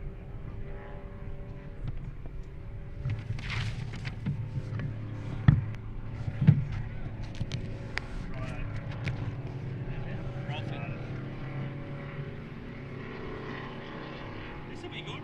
This will be, I reckon.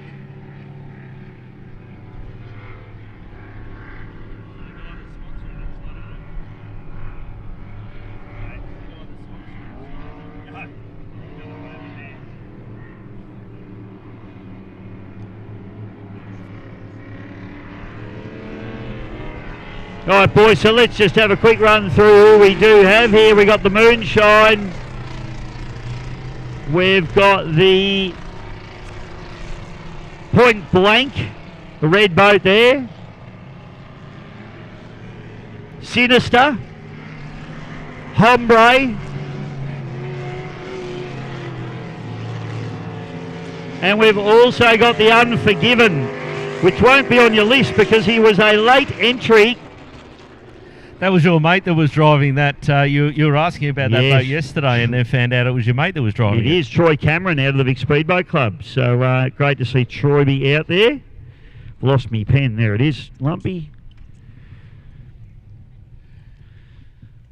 So great to see Troy. Troy, I don't know, for a lot of you that follow boat racing, had a monumental crash here in his open deck boat a couple of years ago.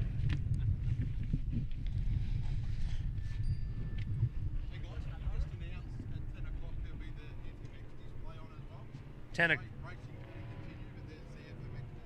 Cool, thank you.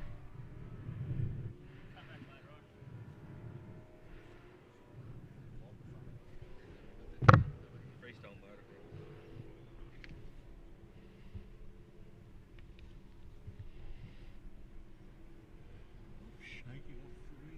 That's why I'm standing here in the sun. Hey darling, I haven't received a text message, but they did say 10 o'clock. All right, so we've got a line-up in the 105 category now. A good line-up too. Let's let them go down the back straight away. Hombre gets a good start there. And so too does Point Blank Racing. Down into the bridge end turn, and it is all Point Blank at the moment. How good's that for a shot coming around the top turn, boys? Yeah, Steve Northey's really done the job from pole position there. Throw a blanket over the rest of the field at the moment, Luffy. Hombre's making a run down the outside into the top turn, boys. But at this stage here, it's very hard to pick up with that glare on the water, unfortunately. But these drone shots are fantastic that we're seeing on the live stream. Yeah, for sure, mate. Look at that, Point Blank, but the rest of the field still throw a blanket over them as they come down the back straight away. A couple of interesting lines being driven there too, Lumpy. I didn't notice that. They breath test these drivers. Well, they do. So, yeah, I don't know what's going on there, but the Moonshine on the inside there. Mickey Godsell just making a little bit of a move there on the Hombre with Mickey McArdle. but it is really, really tight down through the bottom turn. So it's point blank back to Moonshine. On the outside's a Hombre, on the inside Sinister.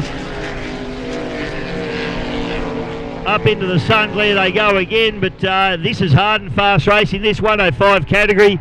Of course, Unforgiven with Troy Cameron. This is his first time in the boat, boys, so he'll be feeling his way around the course in this one. Brand new arrangement for him. Yeah, it looks like it's got an LS 6-litre in it, running a carburetor, so it's a good setup. I did see that yesterday. But at this stage, it's all point blank out in front, leading the pack into the top turn, boy. Bridge end turn, and the point blank racing comes through. We're still under green flag condition at the moment, but he's definitely turning the wick up here. Steve Northey using that pole position to his advantage there, Lump. You see how close Sinister came to that top turn, boy, there. We've got a good perspective of how bouncy it is in that top turn. It is tough work down the bottom there, Lumpy, for sure. And as we mentioned yesterday, the waves hit these concrete walls here and bounce back. So after a couple of laps, you get this really peaky sort of condition that you have to drive through. And it's sort of a little bit unreadable as well. Turns into a washing machine effect. It absolutely is, mate. And yellow flags coming out now for our lead boat, the Steve Northey driven point blank racing. Mate, he's done everything correct in this race. Got out in front, led it. Yeah, no, he has, mate. He's used that pole position to his advantage. Mickey Gottsell on the outside. Then it's a Sinister with Scott Cudson. Mickey McCardlin, the Hombres drop back a little bit there.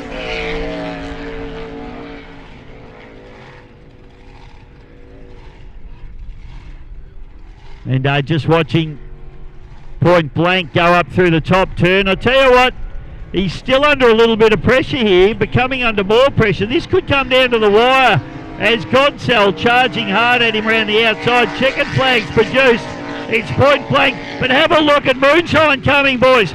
It is on. Mickey Godsell, can he get in over the top here? He's coming hard at him, but it's going to be the point blank racing. Steve Northey takes the win over Mickey Godsell in the Moonshine. Into third place will be the Sinister, Scott Cudson.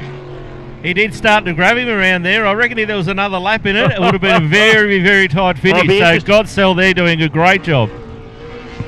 McCardle brings the Hombre through. I'll be interested to see the GPSs after that one, Jamo. Yeah, absolutely.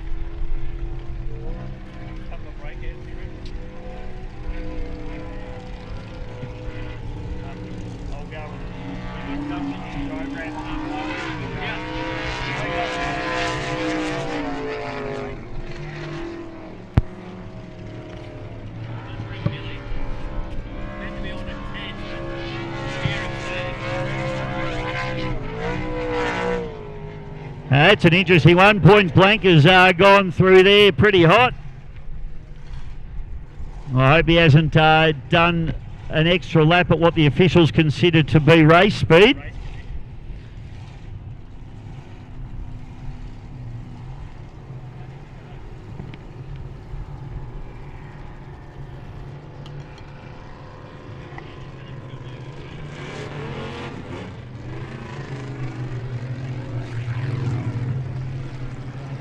So next race on the card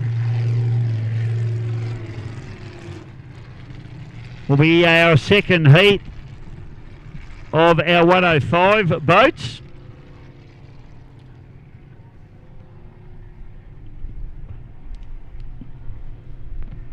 I'll still go and get it on my phone because it updates. Right.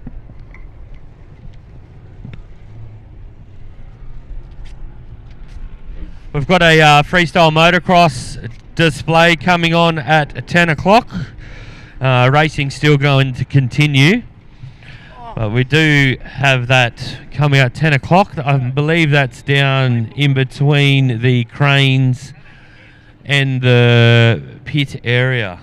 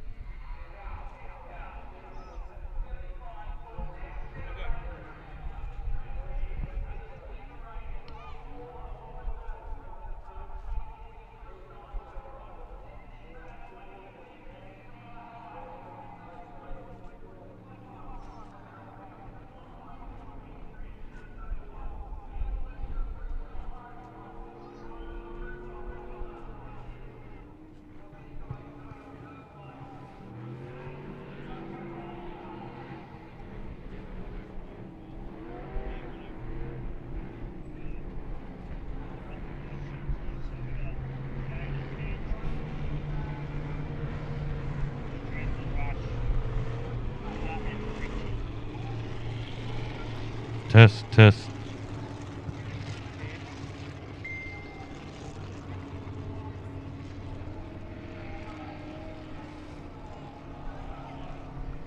Friction.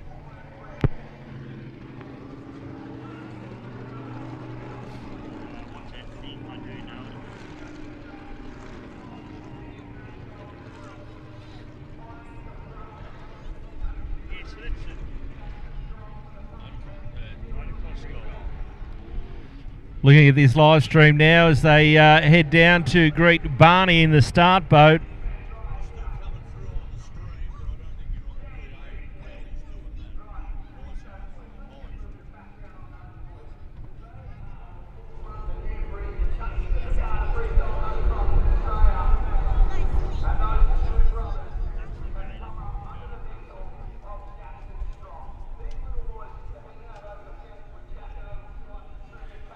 Right, boys, we're getting ourselves organised here, but Slowly but surely we're getting there, aren't we? We've got a bit of a mix-up here. We've got a hydro with 3 logboats. Well, no, it's because it's 105, Lumpy. Correct. So you can just throw, like we were saying before with the Americans, they can't believe we do it, but we do it. We do it. That's right. And we're away, and it is absolutely on. And the Buddha boat is the one that gets the best start as they storm down into the bridge end turn here. Gator on the inside, and Melissa McCann, she will be charging hard. It is Melissa, I better just check that. It is Melissa, yes. And through we come. So it's Buddha back to Gator, and then you can throw a blanket over it. They come through Tantrum on as the they call inside. Tony Willis the Prince of Padstow, I believe. So and he's got that ever so the plate out the back. You can always tell when he's in the boat. So greatly turned out boat. Looks like the Gator and Tony Willis in the Buddha machine are having a bit of a battle out the back there as they come up the back straight. You just see this helmet going along at the side of... You can't even see the boat, you can just see the helmet. It looks quite Sticking funny. up above the cockpit of the Gator, isn't it? But gee, Melissa McCann's having a real go here in the Gator on pole, using that to her advantage. And Willis on the outside in the Gator.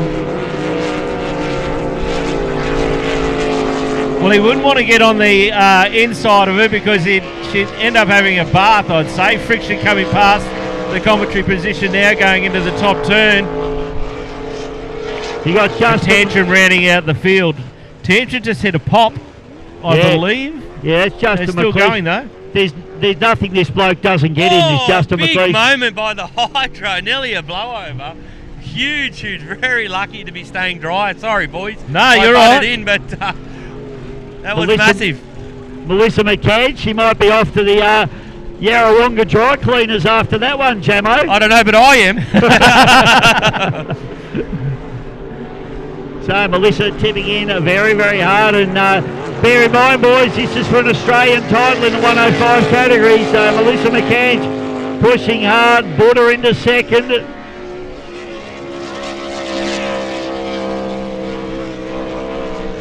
Then it's Friction.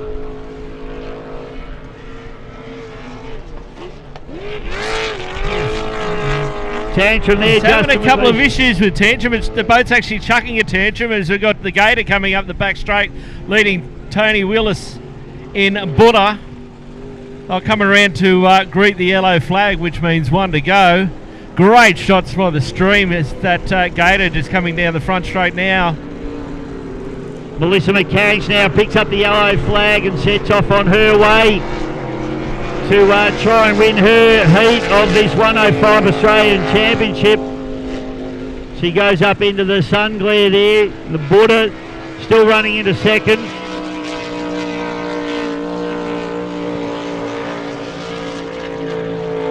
Then you've got Adrenaline Rush going through with Friction, and Tantrum rounding out the field at the moment.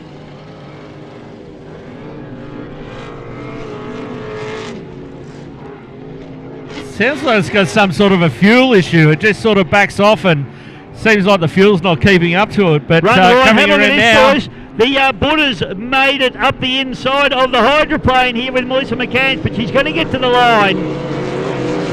Melissa McCann's comes through in first place. Tony Willis in the second in the Buddha Racing. All going on down the bottom bridge end turn as we've got another battle going on here. And coming across the line, we got Friction and Adrenaline Rush. And Adrenaline Rush. I wonder whether Tony Willis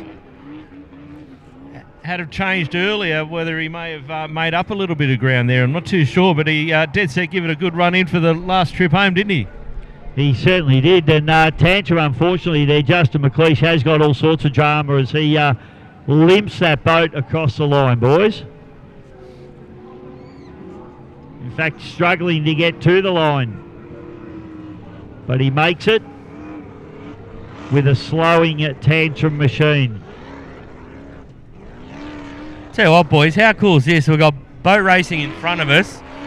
We've got guys to our left, 75 foot in the air, upside down, flying backwards, backflip on the freestyle motocross track. So cool. It's all happening here at Lake Mulwala, Yarrawonga, boys. We just need the aerobatics again. What year was that where they followed Grant Harrison along? Yeah, Matt Hall. Matt Hall, that's here, yeah. He was here last year as well, and the year before. But no Matt this weekend because he's got another engagement, unfortunately, so he couldn't be here this weekend. Have you ever listened to the Matt Hall podcast? I actually haven't. I'll have to jump on that one. It is awesome. It is so cool. He actually did a bombing run in Iraq or Afghanistan, and the troops that he was protecting needed more fire, but his plane was empty on fuel and ammo.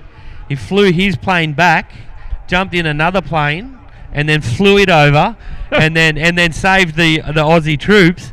And then he said because he had a plane full of fuel, he subsonicked it back on the horizon. He said it was one of the best feelings ever. Just so cool, so cool.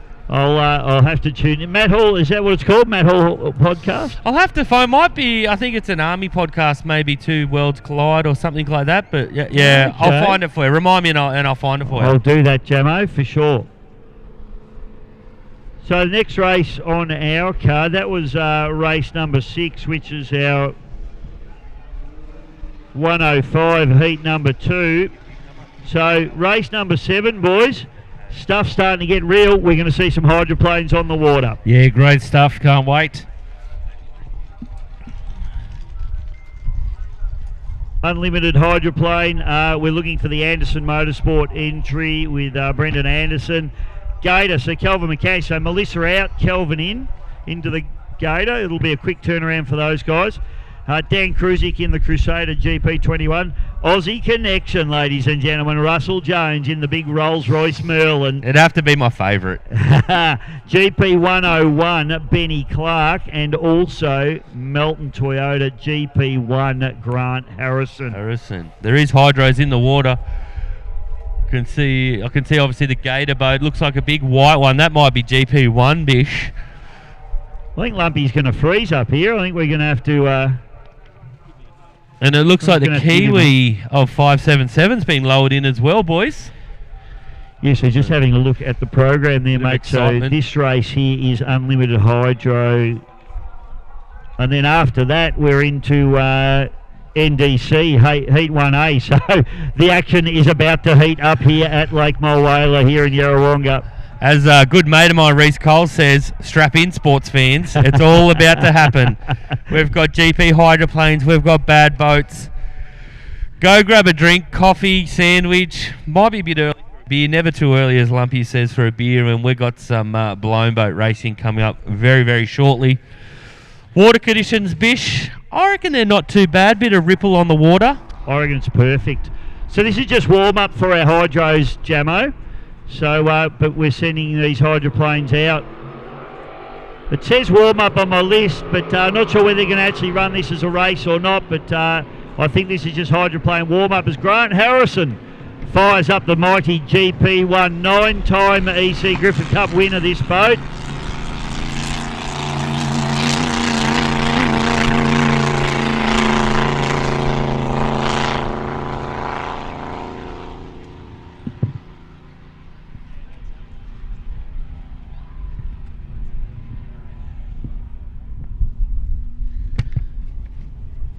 Tell you what, Lump, I could nearly go another coffee. I could just go my first one, mate. If you're going to get one, I'd love one. Or a sauna.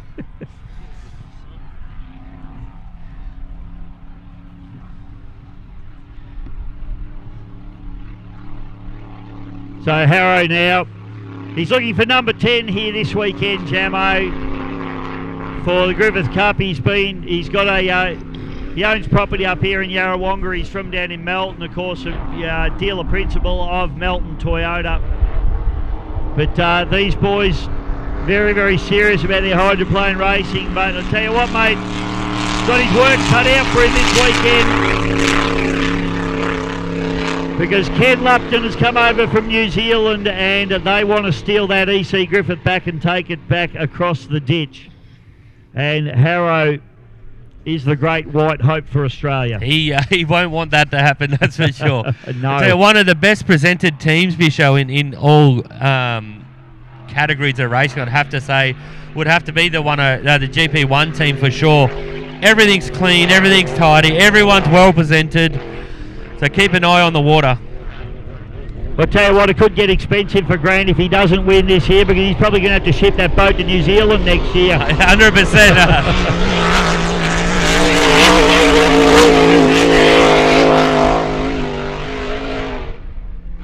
Sounds pretty strong, doesn't it? Sounds tough. I spoke to Harrow. So Harrow stopped yesterday on the course, and we weren't sure what the problem was. Actually, neither are they. It had a little bit of a shudder through it. They've checked over the boat, and the only thing they could find was the steering cables were a touch loose, and he thinks that it may have had a little bit of what they call rudder shudder, where the rudder moves around because there's a little bit of play in the cable. But they couldn't find anything else wrong with the boat. Yeah, right.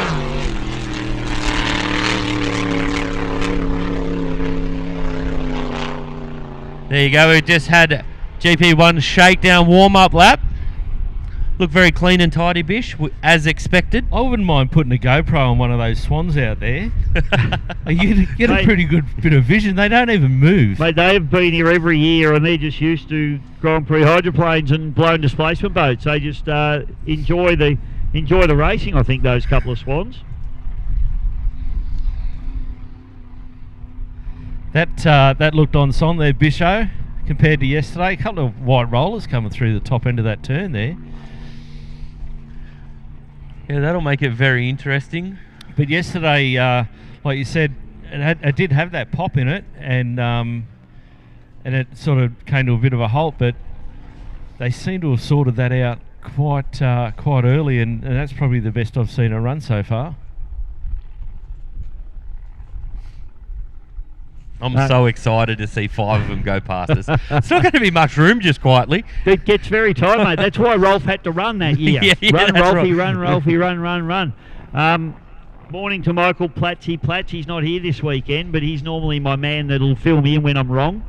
Yeah. He's the one that squares me up. He does. He has the same hairdresser as you, too. We do share the same hairdresser. Always he's also charged, my bodyguard. Yes. Always get charged a search fee. Platzy did help us out at Taree actually a couple of weekends ago. Good man. Hey boys, now we've got this really cool NDC program. It's a 26. It's sort of like the almanac or the yearbook for the NDC for Battery World. And if you want one of these programs, you grab them from over at Savage Force, our merchandising area, or at the Land Transport Marquee as well. So jump on board. They're only $10, so you're mad if you don't go and grab yourself 2 for one 20. of those. Exactly right. So GP 101. 2 for 23. Yeah, for it looks 30 like if you GP want. 101 from here, JMO. Had issues at Taree with a supercharger. Went around a couple of laps and then came to a halt. They tried to repair it at the track, but unfortunately that did not happen. They went back to the shed, sorted that out, and got it going again now. So he's going to just come onto the course proper in... This is actually Grant Harrison's old boat. It is, mate. Correct. Grant had an enormous blowover in this boat. Killed himself. I was there, yeah. Oh, you were there? I was there. I was not there. Tell you what, it looked like a model boat flying through the air. That's how high it was. It was huge. Yeah, so...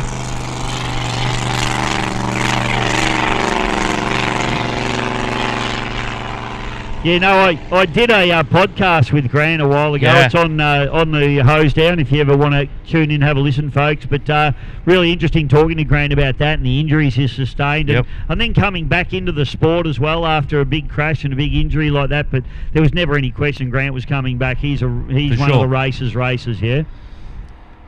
Just trying to pick up what the next boat I is think here it now. could be the Kiwi entry. Could be, actually.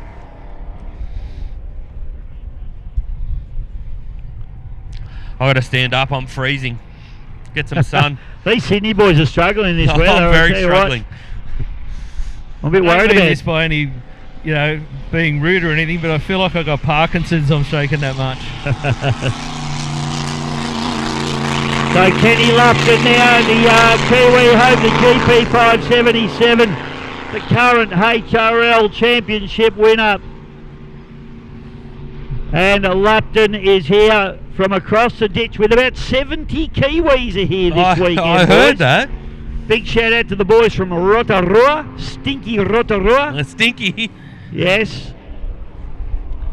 They're here and everybody supporting. I saw Simon Morrison, the Muss, famous ski boat racer, tunnel boat racer, here this weekend as well. Caught up with him in the rubber dub last night. So a lot of Kiwis here to support this man, Jacques Lupton.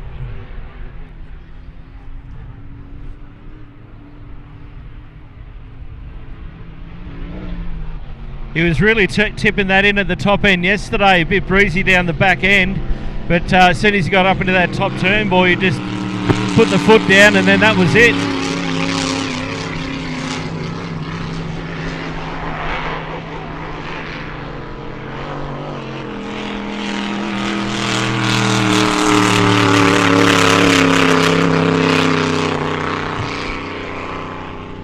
See Benny Clark leaning on it pretty hard down the bridge end turn there as well, Jamo. But Kenny Lupton yesterday was doing that. He was just getting mid-corner there and then just really stomping on it. So I reckon he might do it this one. He's done 2 warm-up laps. I reckon to get down, coming into the leading, boy, he's going to stand on it. Just acquiring data out of the boat there, of course, and they'll be just waiting for all the temperatures and pressures to come up to where they need to be, and then we'll see Ken start to stand on this GP 577 entry for Lucas Oils, of course.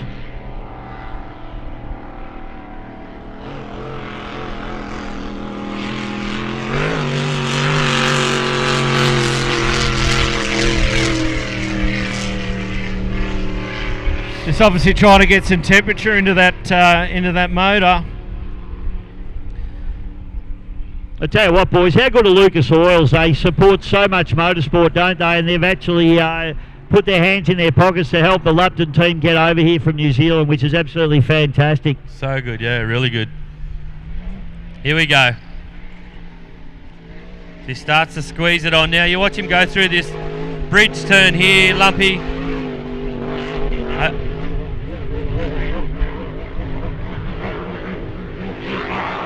Lupton now starting to lean on it there, boys.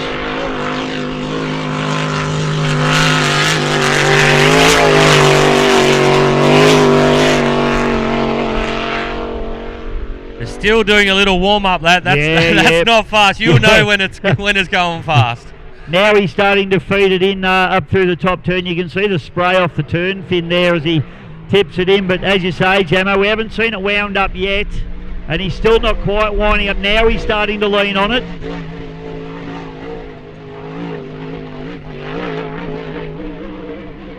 These things are phenomenal, aren't they? That's unreal.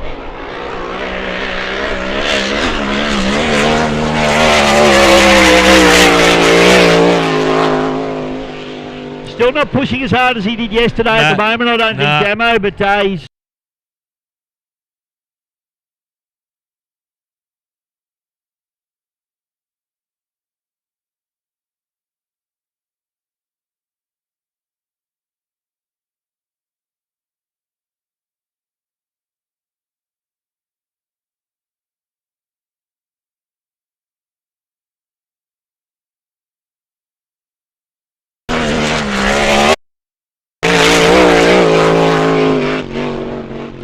Tell you what, that was getting a bit light there, wasn't it?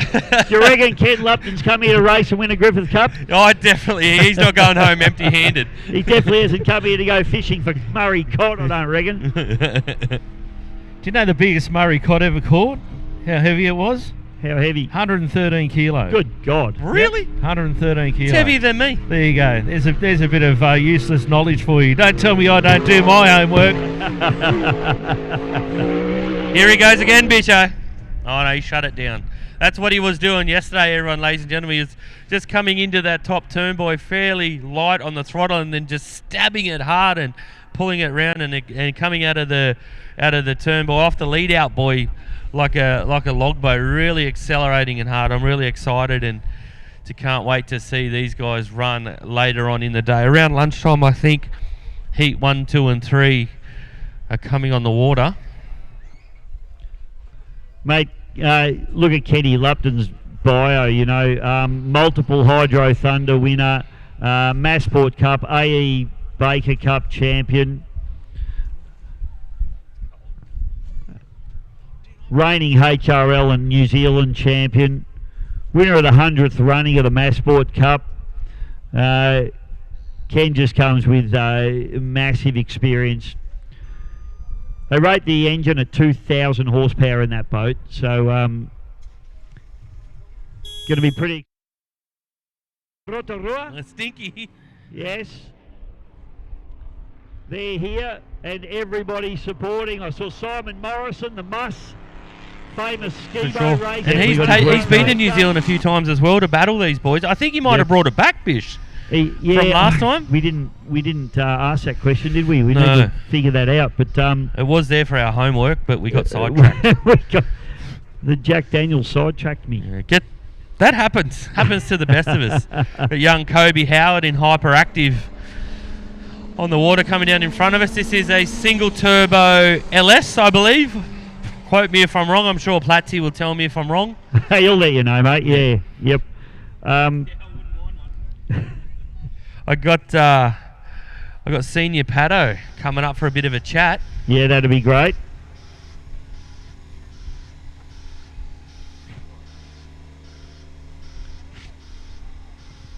So Kobe Howard will be doing a couple of shakedown laps.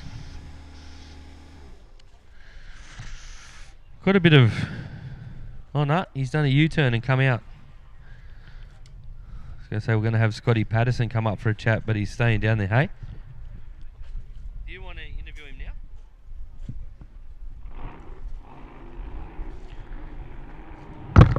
Going to drop a mic down to Lumpy, and he's going to grab Scotty Patterson as we've got boats lifting themselves. This is Crusader, Dan Kruzik, lifting itself up out of the water. This boat takes a little bit of getting onto the plane with its smaller spots. In fact, smaller boat altogether, but Dan Kruzik, he's the racer's racer.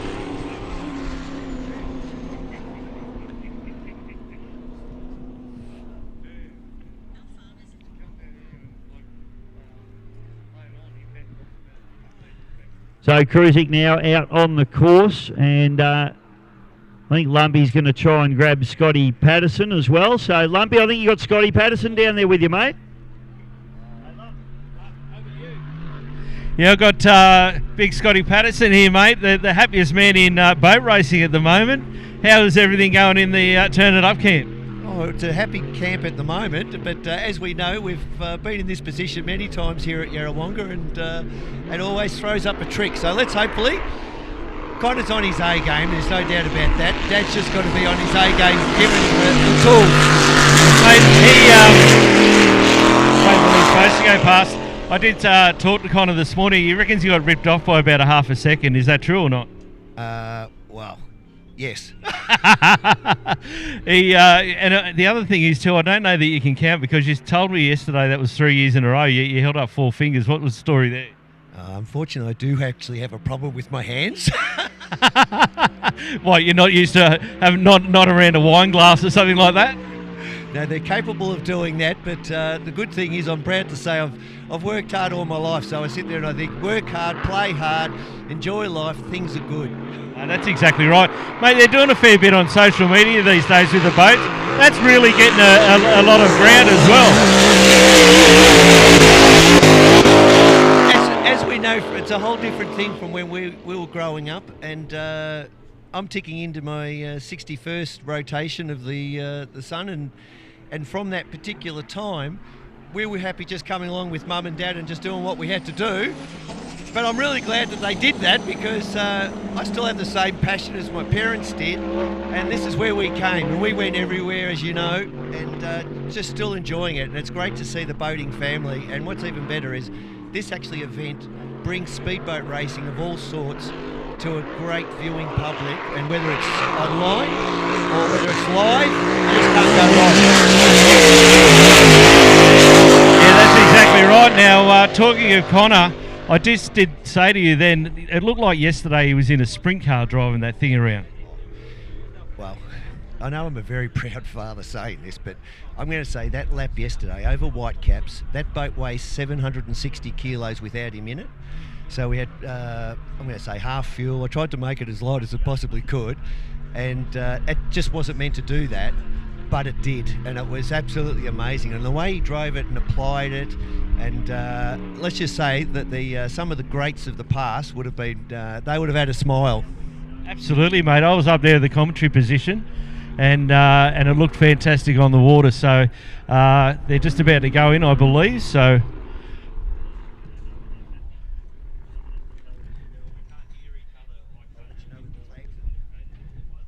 There we go.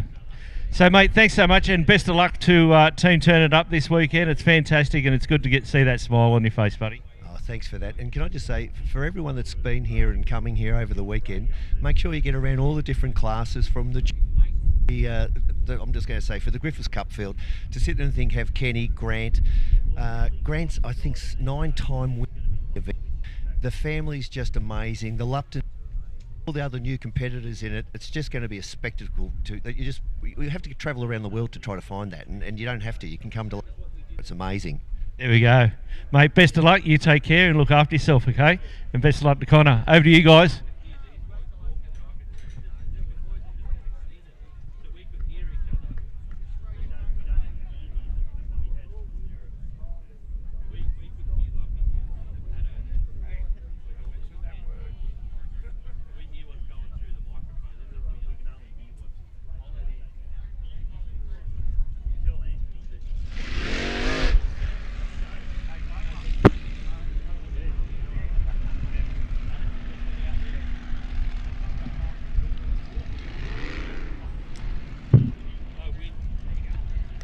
Thanks, Lovey. Thanks, Scotty.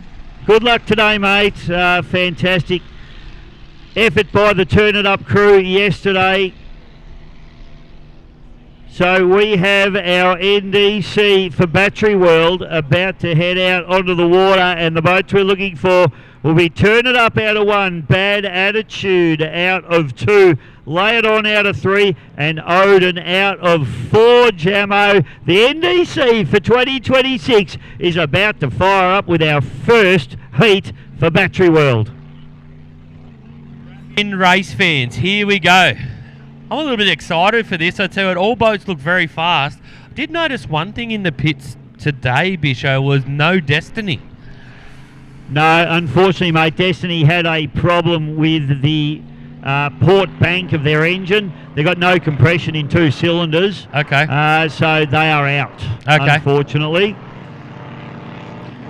Shame. We just got Connor Patterson, the fastest man at Yarrawonga for the NDC, coming down in front of us at the moment.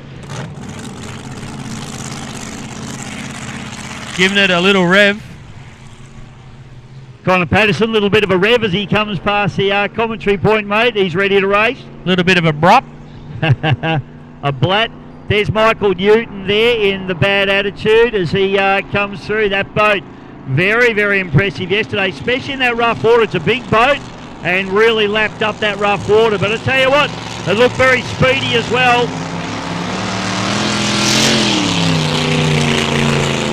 Lay it on, Tate Ramsey. Well, what do you say about Tate Ramsey? He's one of the men to beat here this weekend. There's no question of that. And Tate, always here to race. Had a chat with him last night. As always, very, very casual, very laid back, very determined, quietly, I would suggest. The smiling assassin, I called him, sitting in Mildura. This younger fella out of the Dargle Valley Boat Club, Ryan Constable in the Odin 510.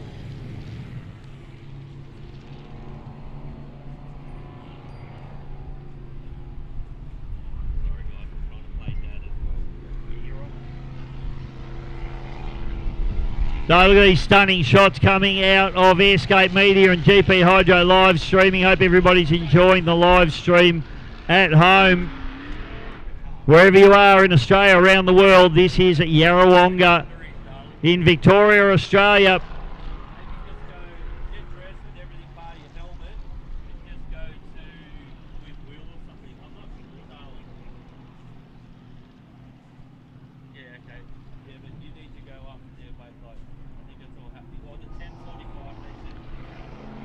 So boats in the milling area now as a start boat. The barn dog will pick them up and send them down the back straight away here at this beautiful Yarrawonga course for Battery World for the National Drivers' Championship for 2026.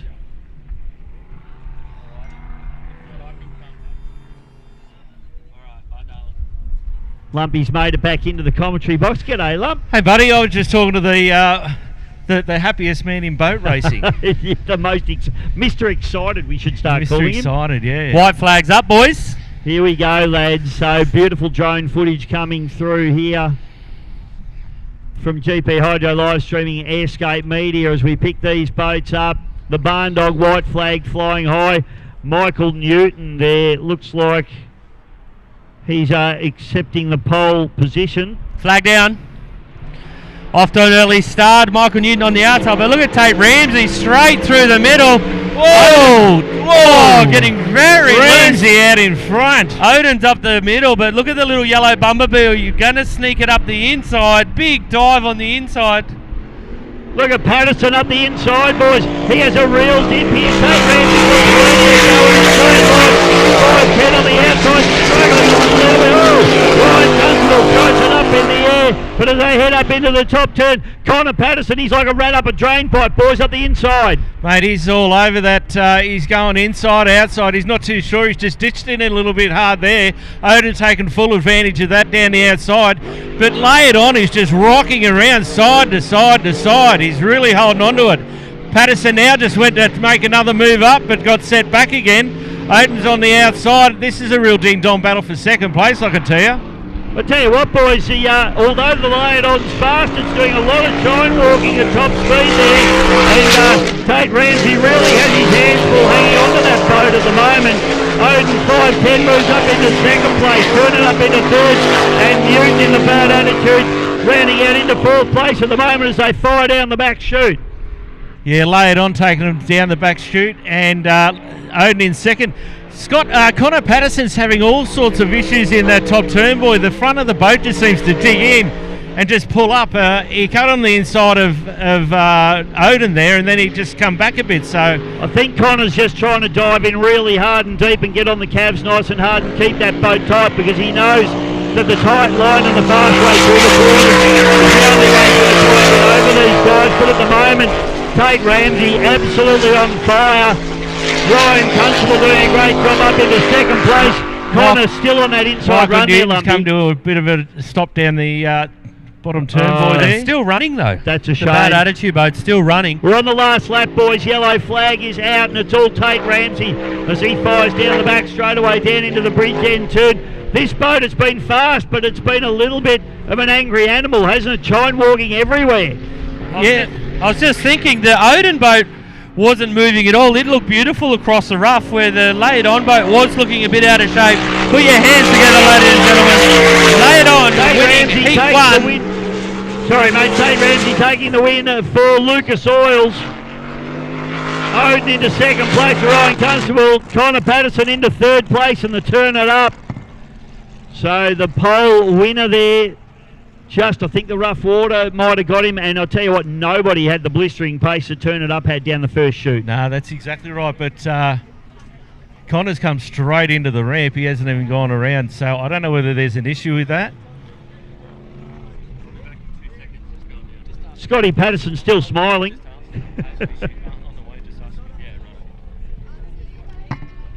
I just think, the conditions get rough here in the smaller boats, Lumpy. They do start to struggle a bit after lap number 1 once it gets a little bit rough.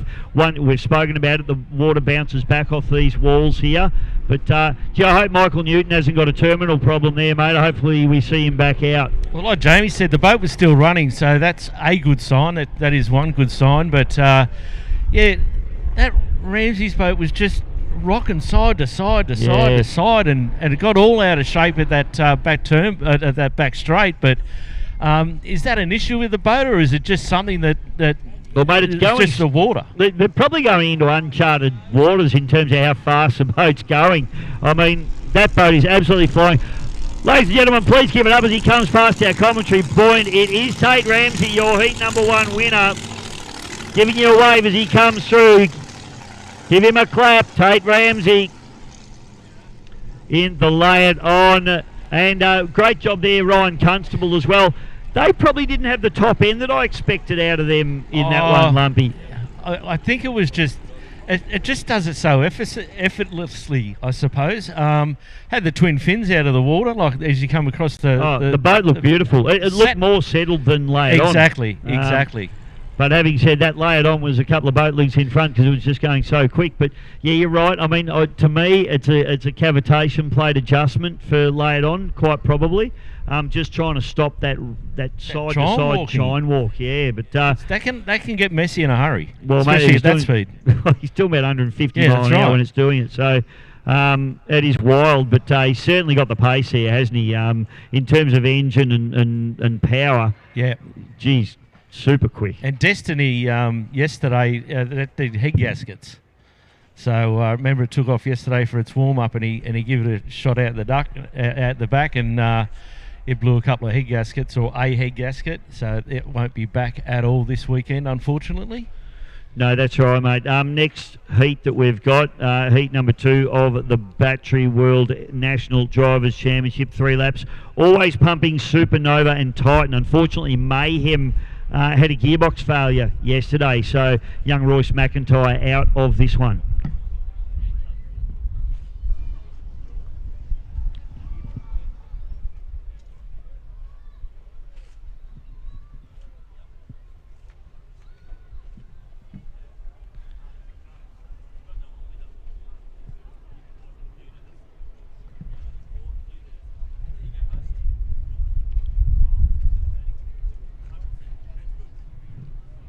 Nice to see my old mate Tommy Webster down here in the crowd as well, Lumpy, after spitting himself out of his boat at the Archer Reed Memorial a couple of weeks ago in the Madam. So good to see Tommy up and about. Why is it that all your friends tend to spit themselves out of boats? All my friends race boats. That's probably. They all take a leaf out of your book. I taught them all everything they know about falling out of boats. Big shout out, of course, all of our wonderful sponsors here this weekend, and of them there are many, Lumpy. Few of them that I haven't mentioned this morning yet, but we need to. The Lake Mulwala, I actually have mentioned these guys, but we'll do them again. Lake Mulwala Botel, Glenmere Park Estate, the Mill American, XL Grey Brunei, Cobram Property Group, Simmons Homes and Sundancer Homes, big shout out to those beautiful home builders. Silliger Real Estate, Yarrawonga Manufactured Housing, Burke's Hire, and of course the beautiful Boldly Creative. A thank you to them. Major sponsors here this weekend, of course, the Moira Shire Council, also Better Boating Victoria. So we're doing the best boating you can do out here. Don't worry about better boating. This is the best boating. Mulwala Water Ski Club, and of course Club Mulwala. Fantastic venue there. This event's proudly sponsored by the Club Mulwala, your destination for a mix of dining, entertainment, warm hospitality, quality accommodation. Their facilities are so good. They're trusted by international sports teams, including the New Zealand's EC Griffith Cup Challengers, the GP 577. Ken Lupton and his racing team are staying there at Club Mulwala, and I bet you they're enjoying that because it is a fantastic venue. Great crowd starting to assemble here on the banks of Lake Mulwala. Lumpy, if you cast your eyes across to your left, have a look at the amount of people, a sea of people here at the moment, as unfortunately we see Mickey Newton being towed back in after getting a very good start in that one, but something's gone away in that boat. Yeah, that was a bit of a shame. He did so well yesterday, didn't he, when he came out for his hot lap? And they were working on it yesterday. It seemed okay. Be very interesting to see what the story is with that boat. I saw him this morning early, and the boys were just getting the boat prepared, and I wished him good luck. Obviously, my good luck doesn't work too well, does it?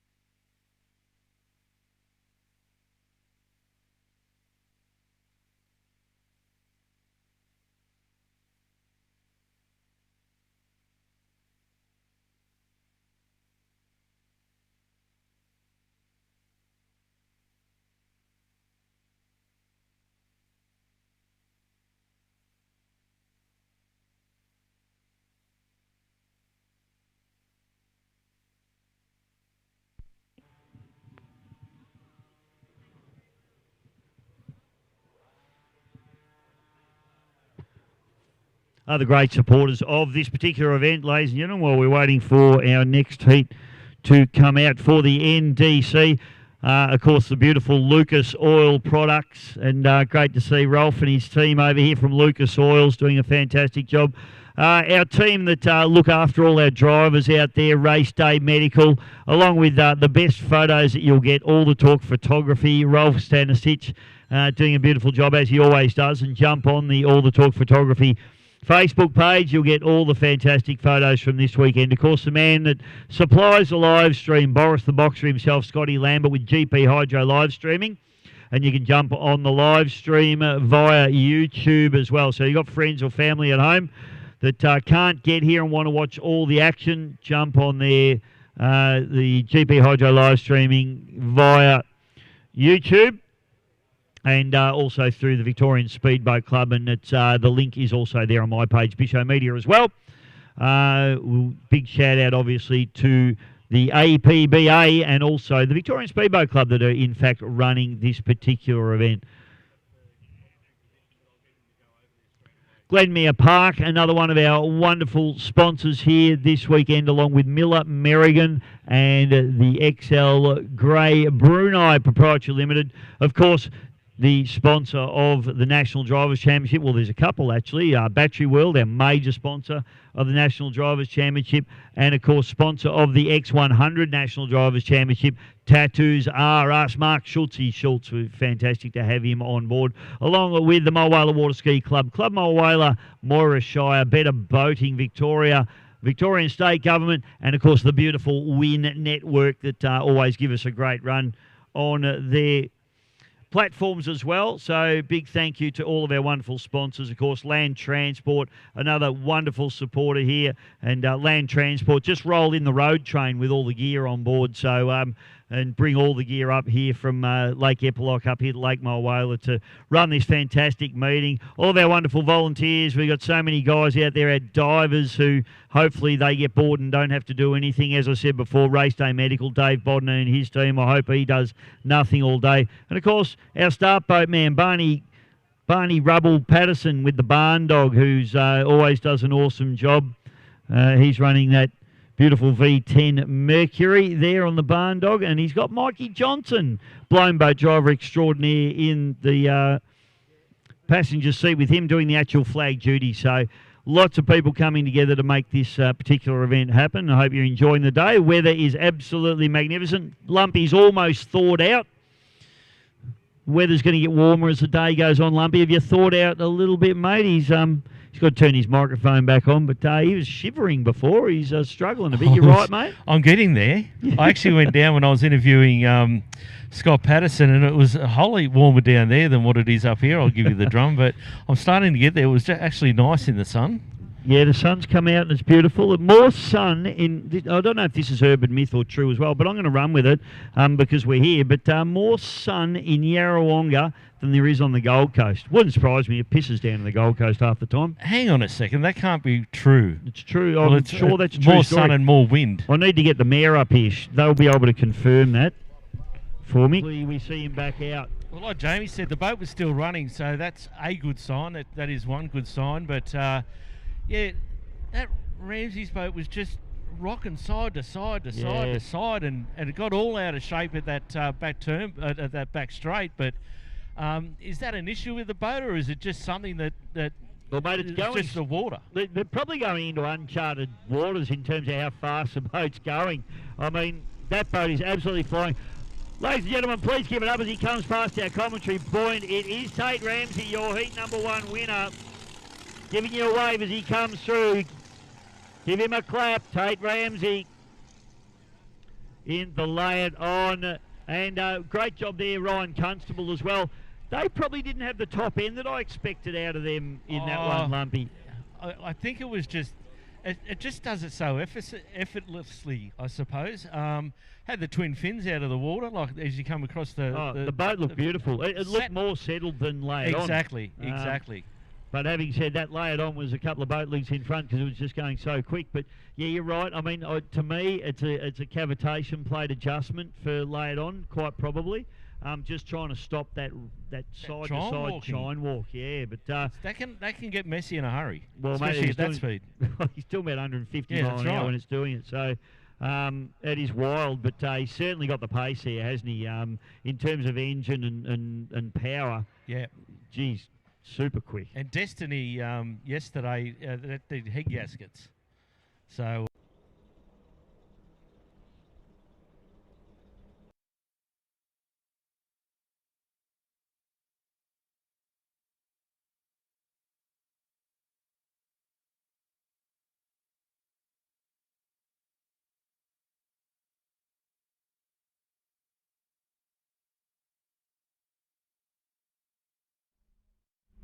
shout out to Sundancer Homes as well, another one of our wonderful sponsors here this weekend.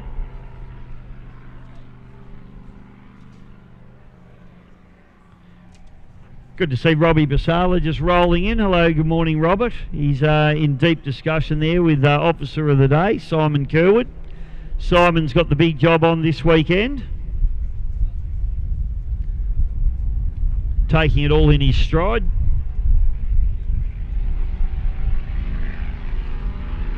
So waiting for this heat number 2 of the National Drivers' Championship to head out onto the water. Oh, I heard a little pop there. Did you hear a little pop there? I did indeed. Going again now. The only boat I haven't seen is Dennis Basala out on the drink here, Lumpy, as we pick them up. Conditions here, just that little bit of a a breeze coming through. One of the boats is just popping there.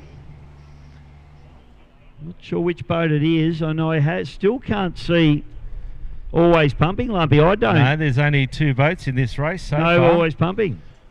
No, so Johnny Ruth telling me no.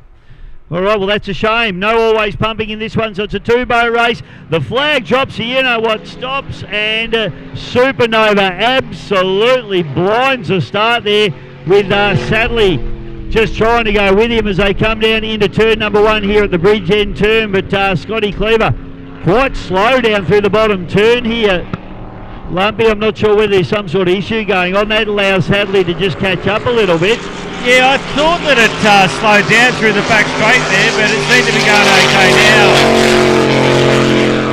Sadly, ever so reliable in that Titan craft. I don't know which one of those was popping, but whatever it was, it seemed to have stopped. But Cleveland now just, like you said, a little bit slower around those corners. To be honest, mate, they both just look a little bit lethargic to me, these boats.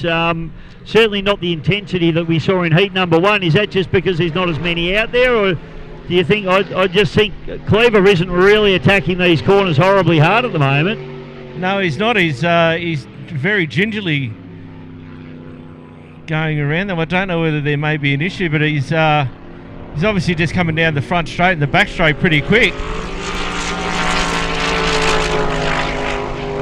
But as he gets into the top turn, boys, and the bottom turn, boys, he just goes around him ever so gingerly. So still under green condition here at the moment, but neither of these boats really having a red hot dip, and you need to, mate, because your lap times come into play in this particular championship. But down the back chute, and well, I guess they don't really in these heats, do they? It's more in your qualifying heats that your lap times, you get the win here, and what it'll do is it'll put him into pole number 2 if he takes a win in the next heat. So yellow flag comes out. Cleaver's going to do this pretty comfortably at the moment. I think maybe that's what it is, Bisho, that you said. Maybe because it is a 2-horse race, and they're just taking it nice and easy. Sadly now greeting the yellow flag for 1 to go. Great shots from the drone as they head up into the back straight now. And the other thing too, mate, with this new point system is I'd have to work it out, but I think if Sadley comes second, that might put him in pole for his next heat. So he's probably quite comfortable to just cruise around in second here at the moment. A bit of... this is how it works, Lumpy. I'm just showing on here. It is complicated, but currently... Let's have a look. I'll put my glasses on for this one, mate. So we're in Heat 1A. The winner of Heat 1A... So we've got... Scotty Cleaver coming across the line now, and obviously Sadley. So we're just going to have a look now. So he will go to pole 2 in Heat 2A. Now, Sadley, who's going to pick up second place, he will go to pole 3 in Heat 2A. So basically, all that happens here is Scotty Cleaver wins, but he ends up moving out one pole. Yeah. For his next heat, so it means he'll start pole 2 in his next heat. But Scotty Cleaver takes a win in his first heat of the National Drivers' Championship for Battery World for 2026. This is the first round of the championship for this particular race, Lumpy. Fish. Dennis is in the scissor. That's Rob, mate. Oh, is it? Yeah. Oh. Couldn't see for your big head. Neil, our cameraman, can't tell the difference between Rob and Dennis Pasala. Dennis was the cheeky chap. He was in a male... That's like trying to tell the difference between the Stanley brothers. Oh, that's impossible. Yeah, you can't even... That can't even be done. It gets me every time. Ladies and gentlemen, please put your hands together. National Drivers' Championship for Battery World. Scotty Cleaver taking the win in the Supernova, and he'll be pretty happy with that one. Pretty comfortable win for him in that one. Didn't have to try particularly hard, but he did everything that was required. And puts championship points in the bank. Sadly also comes through and collects championship points.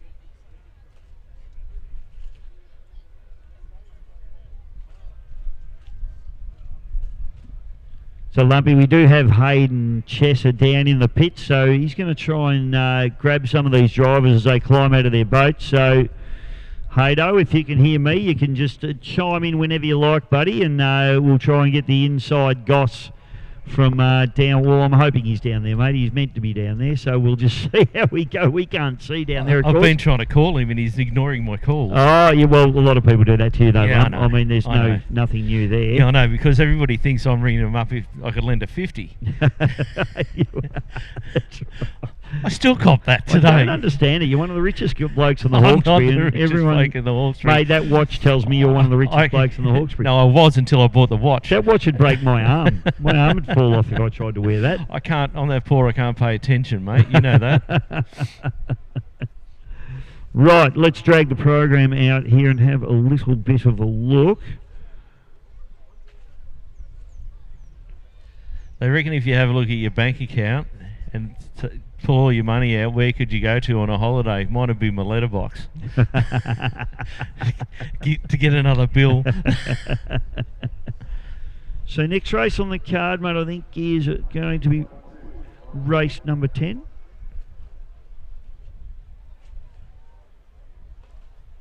And it looks like the boys are just testing a mic down there, but we may have some interviews coming our way. But in the meantime, next race is race number 10, Lumpy, and it is going to be our 6-litre hydroplanes, which will be an absolute cracker in actual fact.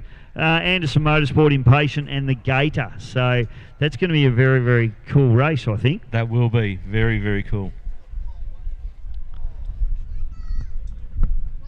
Big shout out to Yarrawonga Manufactured Housing, one of our great sponsors here this weekend. Also, Lake Mulwala Barbie Boats. I reckon we need to get on one of them for lunch.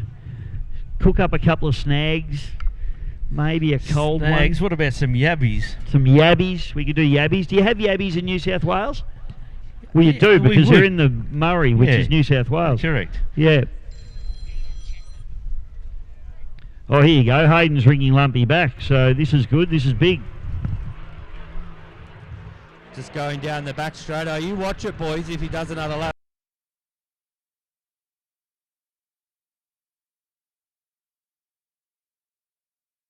When he gets about halfway around this bridge turn, he might be getting off it now, he might be taking back. You watch him just stand on it and the boat turns into a rocket ship. No, it looks like he might be pulling it in. I think he's heading back to the pitch, Jamo, but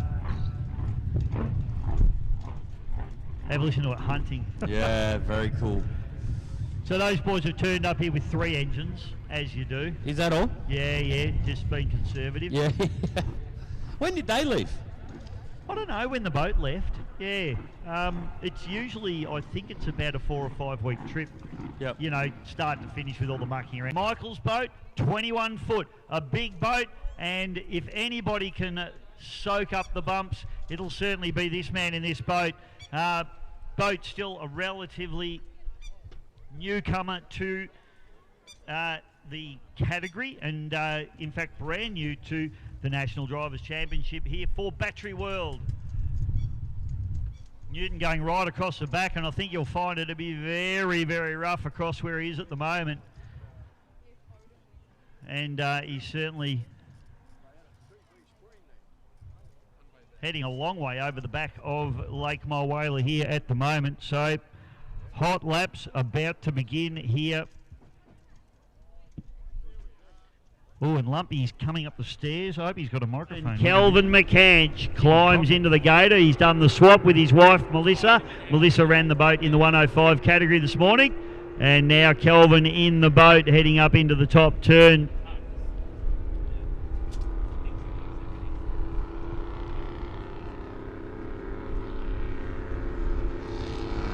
Here we go, Brendan Anderson in Anderson Motorsport and Lockie Vella in Impatient.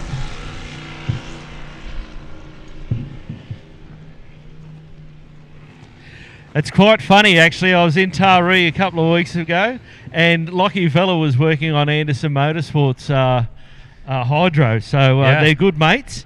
And that's Lockie's old boat. Yeah, they were giving each other a bit of a hand, so it'd be very interesting to see if they give each other racing room. Mates off, not so mates on. On, yeah.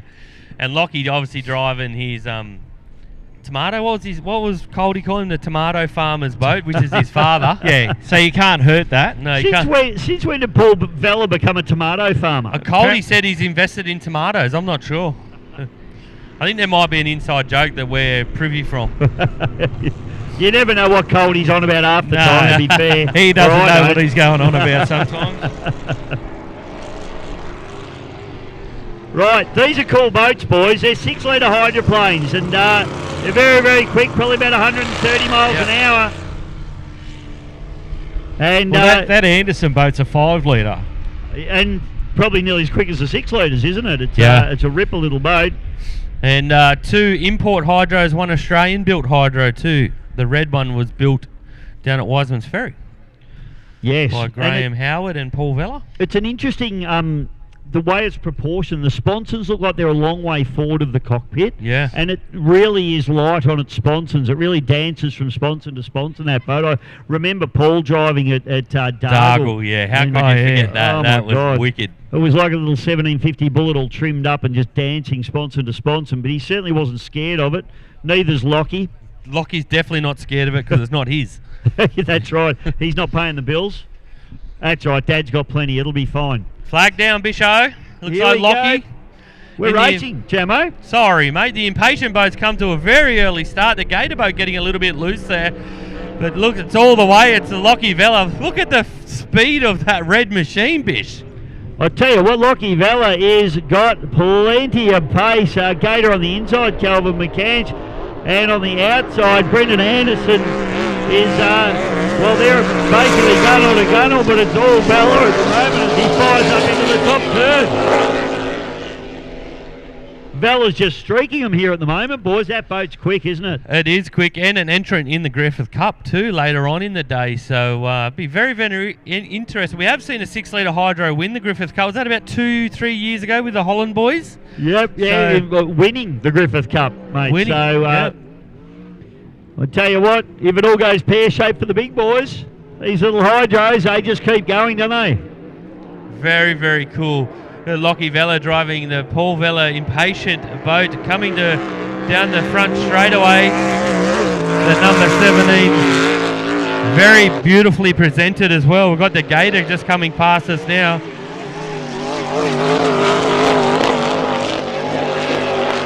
Bit of a misfire in the Gator.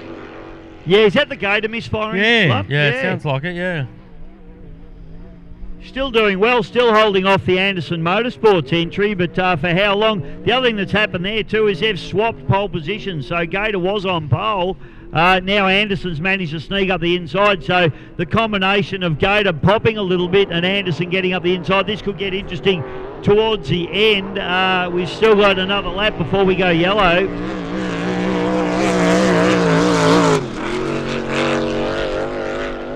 Sounded like he just changed a gear in that. Yeah.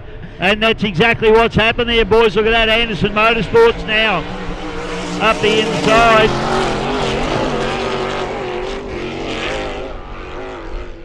Tell you what, the Gator boat lifted its starboard sponson right up there. It spilled a lot of air out, but looked a little bit dicey, to be honest. They looked pretty close then going into that top turn, boy, didn't they? I wonder if the Gator knows that Ando is that close to him, but nice little drag race down the back straightaway. I'm sure the radio man would have let him know where Brendan Anderson is exactly as Lockie Vella now comes onto the front straight to greet the yellow flag for 1 to go.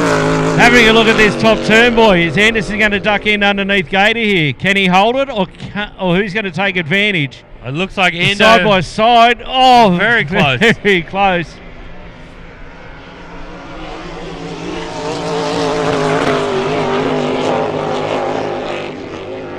Pretty evenly matched there, Bisho. Yeah, 1 lap to go for these guys, and that Gator boat's still shooting ducks as it goes down the front straight away, but still managing just to hold off that Anderson Motorsports entry.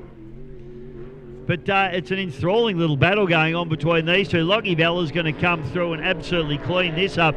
Checkered flag comes out. He takes a very, very comfortable win in the Impatient. Well done, Lockie Vella. But does it easy. Easy. I wonder if Paul Vella said to him, just back it off a bit, mate, you've got a pretty good lead. We've got a drag race to the end here, Lump. The real battle here, it's going to be Calvin McCann's coming in over the top of Brendan Anderson for second place, third place for the Anderson Motorsports entry, but that was quite an interesting battle, lot going on there. I just love hydroplanes. They're cool, aren't they? They're so cool and fast. Have you driven one? Yeah, I've actually driven a rear-seater hydro called Atomic. Oh, no, the boat. Yeah, Have you driven that? Yeah, it was like driving a massive Ferguson around a supercross track. The most weirdest feelings I've ever felt in my life. Yeah. I'm used to driving boats. The faster you go, the higher the nose lifts up. Where this, the faster you go, the back lifts up, and it goes on the front. You know, it was awesome. I'd do it again for sure. It was. I loved every second of it, but just totally opposite to it. You back off, it turns left. You accelerate, it turns right. It's like driving a sprint car. It does everything the opposite you think it's going to do. Yeah, I had the privilege of driving Dewey Nichols' 1.6 litre open cockpit hydro. Oh yeah, yep. And quite funny that you can just in that little boat you can just come into a turn absolutely full lick and just turn the wheel. That's good. I thought you were just happy to see me.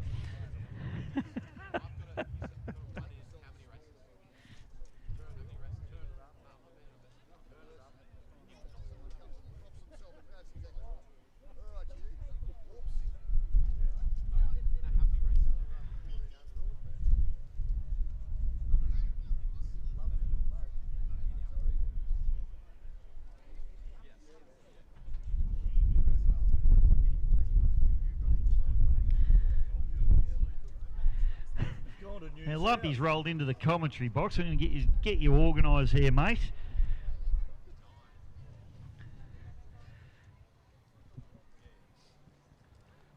I was just out there at the ramp, watching all these beautiful machines enter the water. Spectacular. Oh, mate, it's a beautiful part of the world. The wind's actually dropped off, hasn't it? Well, I don't know, Actually, Michael. I shouldn't talk too loud. I know, commentator's curse. Mickey Newton just went over the back end of the course. I don't know where he's gone. Is he? Oh, there he is. He's gone all the way up to the ski club. He's obviously gone up to the ski club to grab a beer just before he... He's got his rod holders in this weekend. He might have just gone and got a set of lobster trap. So this is Michael's first foray into the National Drivers' Championship, Mickey, and we go in running order of last year's championship. So the last boat away will be Tate Ramsey, of course, last year's winner. Correct. Ooh.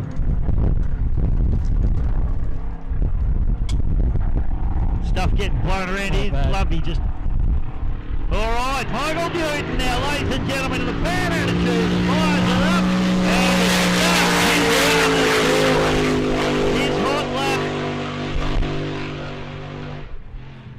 You got your stopwatch on, Bishop? I missed it, mate. No, that's okay. He's been doing a fair bit of R&R on this boat to try and get it to turn a little bit better. It probably won't help with the conditions out there this afternoon, but he's certainly giving this a red-hot crack.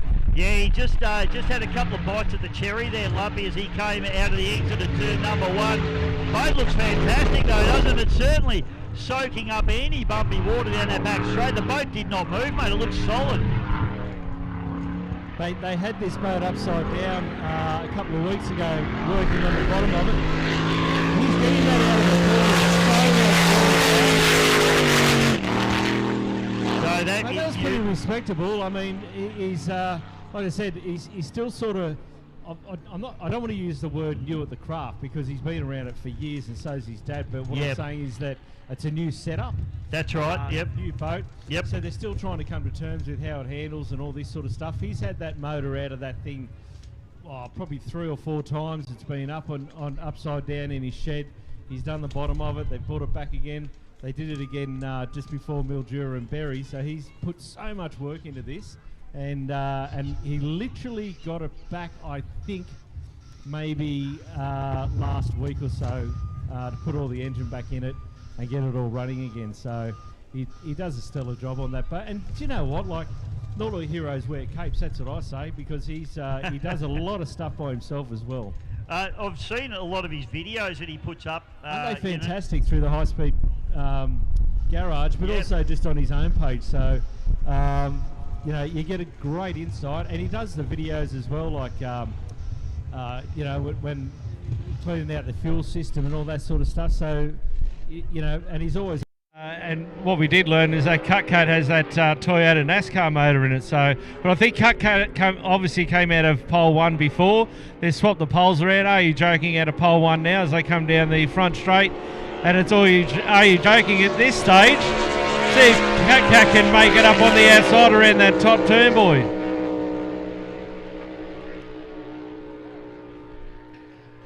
Sorry, which one had the Toyota engine in it? CutCat.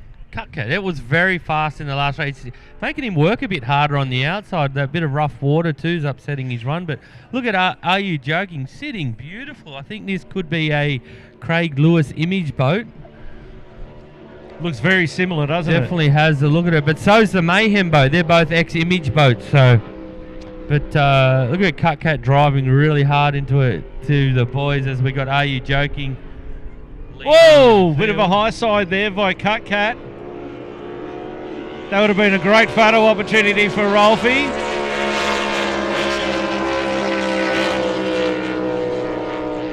If Rolf would have got that image, Lumpy would have paid off his third house by that one. Absolutely. It's amazing just going one pole out how much of a difference it makes around this course. It looks like he's ducked up the inside now.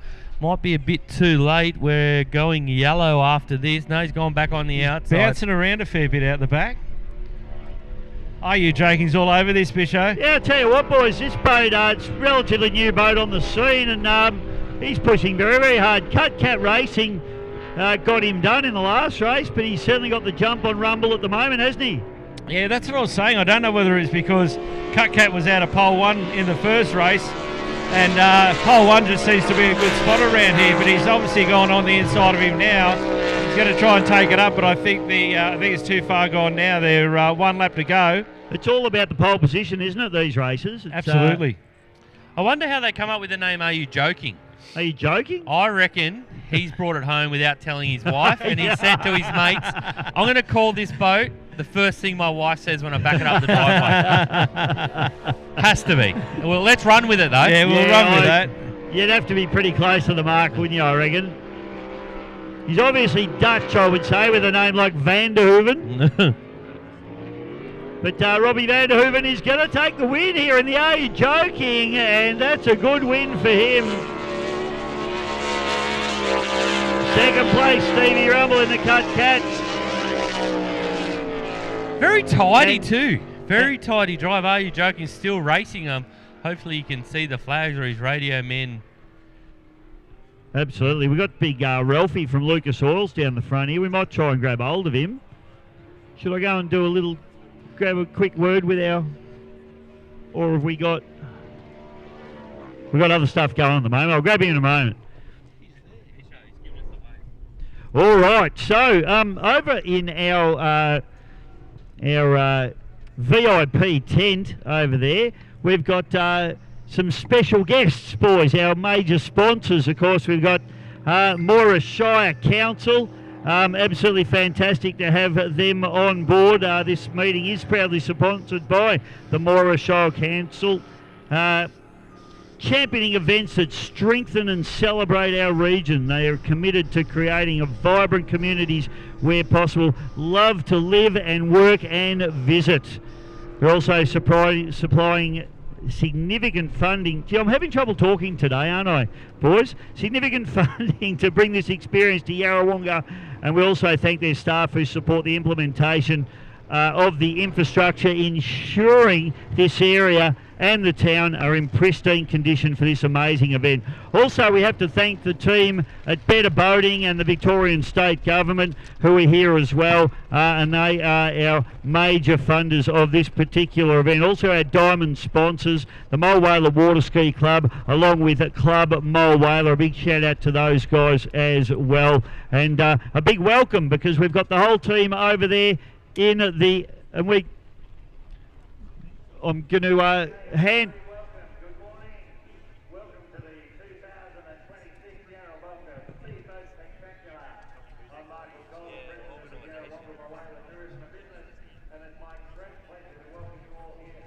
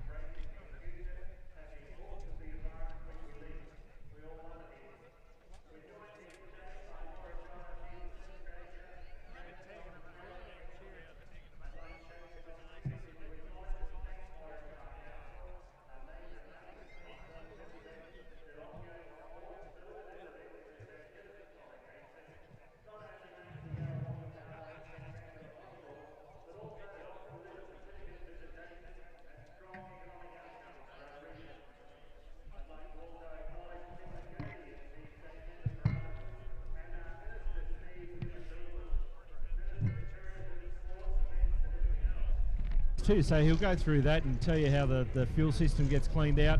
But then at the end of that, he goes, so if you've got a better idea, shoot it through. Shoot it through, and I can do it. Yeah, no, he really enjoys it, and like I say, yeah, some of those time-lapse videos, you see the one where he pulled the engine out and then put the engine back in and rolled the boat over, and really cool. Pretty clever, pretty clever.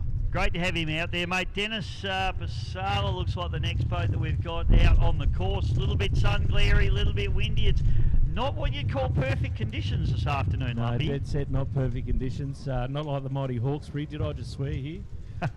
No, mate. We love the Hawkesbury. But, well, this is the Murray River. I don't know if you know that, do you, Lumpy? No, I don't. It's actually the Murray River that we're on right now. I spent too much time on the Murray. Yep. The Mulwala Lake, Yarrawonga Mulwala Weir, just on the other side of the bridge. In fact, you can see it, Lumpy, if you cast your eye across. You can see the big gates and the big wall up there behind. Oh, yeah. That's where, on the other side of that, it's the Murray River. Just heads off down towards Echuca. Oh, right. Okay. Here we go, mate. So we've got Pasala now. And that sounds a bit fluffy to me, Lumpy, as it comes past. Let's hope there's not a huge problem with that boat.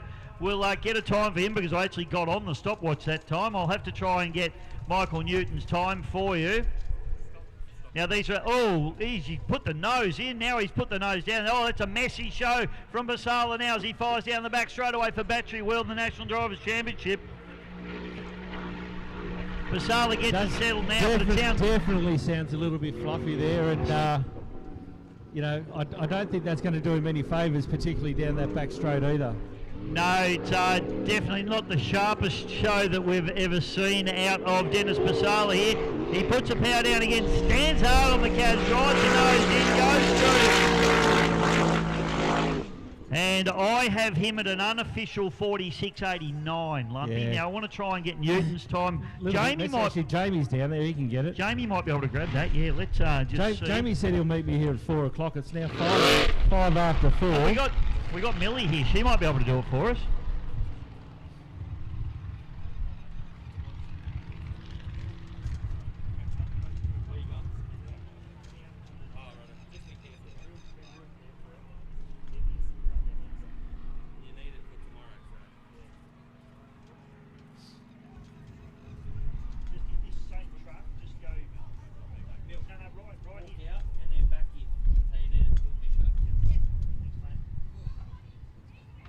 The afternoon shift's here now, Bisho.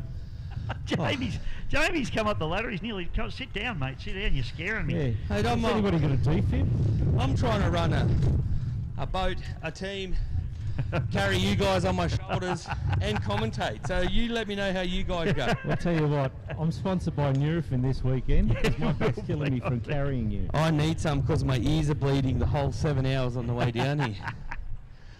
So what did I miss? Right, well, you missed Michael Newton that we just sent your daughter down to get an unofficial time for, but we just saw Always Pumping go through in a 46.89 unofficial on my iPhone. Okay. So these are not official, but just so people are getting a bit of an idea of who's where. Beautiful. Flag down. But these boys, very, very serious about their hydroplane racing, but I'll tell you what, mate, got his work cut out for him this weekend. Because Ken Lupton has come over from New Zealand and they want to steal that EC Griffith back and take it back across the ditch. And Harrow is the great white hope for Australia. He won't want that to happen, that's for sure. No. So one of the best presented teams, Bisho, in all categories of racing, I'd have to say, would have to be the GP1 team for sure. Everything's clean, everything's tidy, everyone's well presented. So keep an eye on the water. I'll tell you what, it could get expensive for Grant if he doesn't win this year, because he's probably going to have to ship that boat to New Zealand next year. 100%.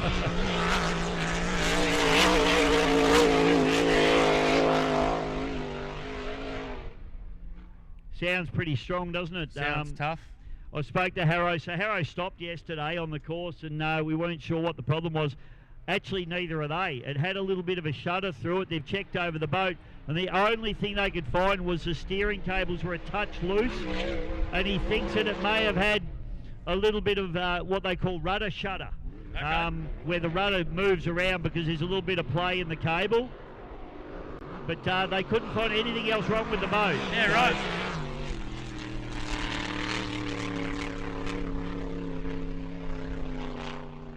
There you go. We just had GP1 shakedown warm-up lap.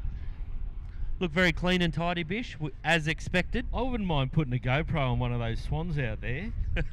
You get a pretty good bit of vision. They don't even move. Mate, they've been here every year and they're just used to Grand Prix hydroplanes and blown displacement boats. They just enjoy the racing, I think, those couple of swans.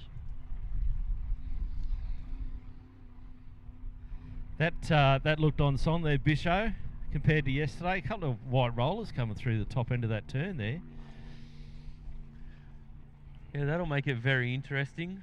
But yesterday, like you said, it did have that pop in it, and it sort of came to a bit of a halt. But they seem to have sorted that out quite early, and that's probably the best I've seen a run so far.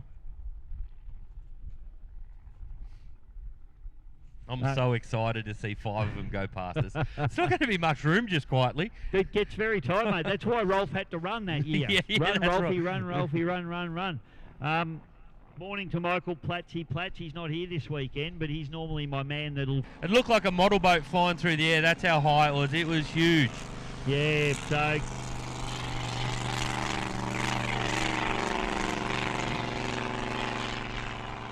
Yeah, no, I did a podcast with Grant a while ago. Yeah. It's on the Hose Down if you ever want to tune in, have a listen, folks. But really interesting talking to Grant about that and the injuries he's sustained. Yep. And then coming back into the sport as well after a big crash and a big injury like that. But there was never any question Grant was coming back. He's one of the racers, yeah.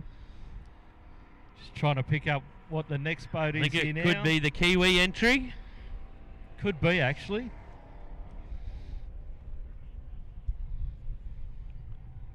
I got to stand up. I'm freezing. Get some sun. These Sydney boys are struggling in this weather. I'm very struggling. I'm a bit worried about this by any, being rude or anything, but I feel like I got Parkinson's. I'm shaking that much. So Kenny Lupton now, the Kiwi Hope, the GP 577, the current HRL Championship winner. And Lupton is here. Probably crazier than some of these hydroplane drivers, but yeah, it's great to watch. Well, you've got one of my old mates doing your commentary over there at the moment, Bradley Dutton. G'day, Brad, if you're watching. But yeah, mate, I might try and cut his grass, I reckon. Yeah, I think you should. I definitely think you should. You need to get over there and inject a bit of enthusiasm into our commentary. It'll be great. Hey, Rolf, great to have you here, mate. We've got boats heading out onto the water now, so we're going to go and commentate those guys. You enjoy. Thanks so much to yourself. And, of course, the beautiful Lucas Oils, mate, that every single boat is running this weekend. Yeah, thank you. And it's great to have such good support. And once again, big thanks to all the Kiwis that have come over. Yeah, 70-odd of them, I believe, mate. So I was talking to the boys from Rotorua a little bit earlier on. They're good fellas. Yeah, I mean, yeah, it's a strange place, that Rotorua, but... it's a bit stinky. Yeah, we won't say too much about that, but... No, it's still a beautiful part of New Zealand, so most of the places around our country are pretty beautiful to look at, so yeah, we'll see what happens at the end of the weekend, and maybe we'll get a lot more Aussies coming over next year. Well, mate, I tell you what, I said this could get really expensive for Grant Harrison if he doesn't win this weekend. He's probably going to have to come over there and try and get it back. Yeah, well, I've got to be careful what I say about Grant too, because he's a good loyal Lucas Oil supporter as well, so... Yeah, we've got to sit on the fence a bit this weekend and not get too carried away. So, yeah, no, it'll be a great weekend. I think that Kiwi Silver Fern will burn through, mate. Don't worry about that. Thanks so much, big fella, and good to see you here, and enjoy the racing in the weekend. Yeah, thanks, mate. It's been great. Cheers. Going to Rolf. Rolf from Lucas Oil. Thanks, buddy. We're going to do a bit of commentary, boys. We're going to head up to the top here. Over to you.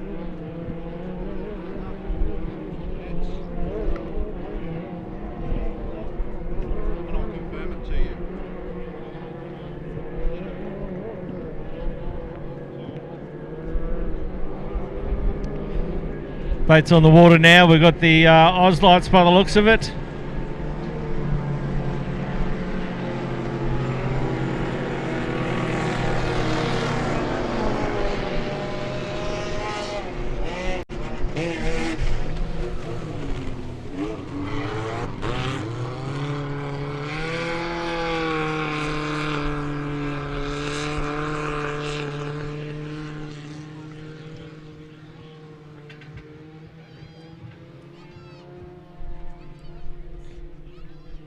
Little bit of an exciting class coming up, Bisho.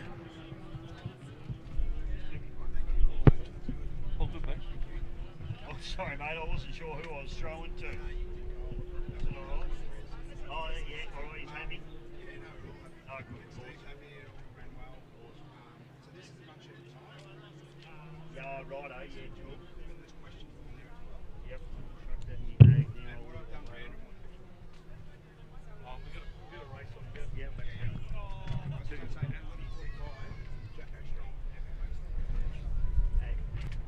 Flags up. It's a bit hard to try and pick up the boats at this stage. There's a bit of spray happening. All right, Lumpy, we've got 1.6 litre hydros. Yeah, these things are fantastic, aren't they? So, the Aussie hydroplanes, and we've got a start. And, mate, very exciting because we've got Lake Harrison, who's driving Grant Harrison's 1.6 litre hydro. And this is her first race, mate. So this is going to be absolutely sensational. And I'm just looking now, and that is her out in front at the moment. That's not supposed to happen in your first race, is it, Lumpy? Back to Oscar Stevenson. Then it's Froggy Norrish. Then Holy Smoke. And rounding out the field is Wendy Geelan in the black machine there, the Miss Hydromania. And we've got Dewey Nichols at the back. And Dewey's got some drama there, but seems like it's off the pace a little bit, so I'm not sure what's happened with Dewey in the S15.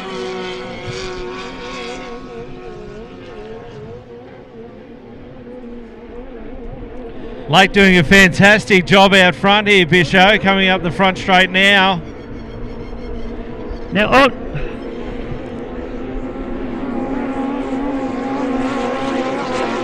on my list, I've got Grant Harrison driving the Melton Toyota entry, so I'm not sure whether it's Grant or Lake at the moment. I'll try and get that confirmed for you, but running on pole, I would suggest it's probably Grant. Because Lake, if it was Lake, she would have had to start one out, one back as a rookie driver. So I reckon it might be Grant driving the boat. Oh, Grant's driving, is it? And given the fact that he's absolutely ringing that boat's neck down the back straight away. Well, it's a bit hard in commentary when you don't get told anything, isn't it? Now, Oscar Stevenson, he's the man behind Grant there. And I tell you what, Oscar's having a fair crack too there in the biohazard as he drifts and slides around the bottom turn. This young fella is a real hard charger, Lumpy, and they split one of the swans there as they go through. Swan doesn't care, no interest at all. That swan's right in the racing line too, by the way. Young Jetta Norrish is in the times are tough. That boat's had a big rebuild just recently, mate, and running very, very strong here at their home track. They live here in Yarrawonga.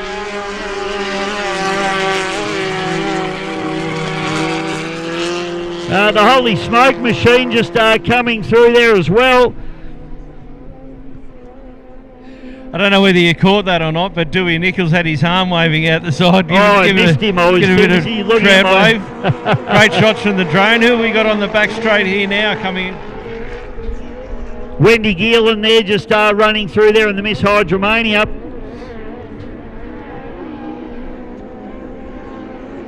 Up the front straight, we've got the Harrison Mobile.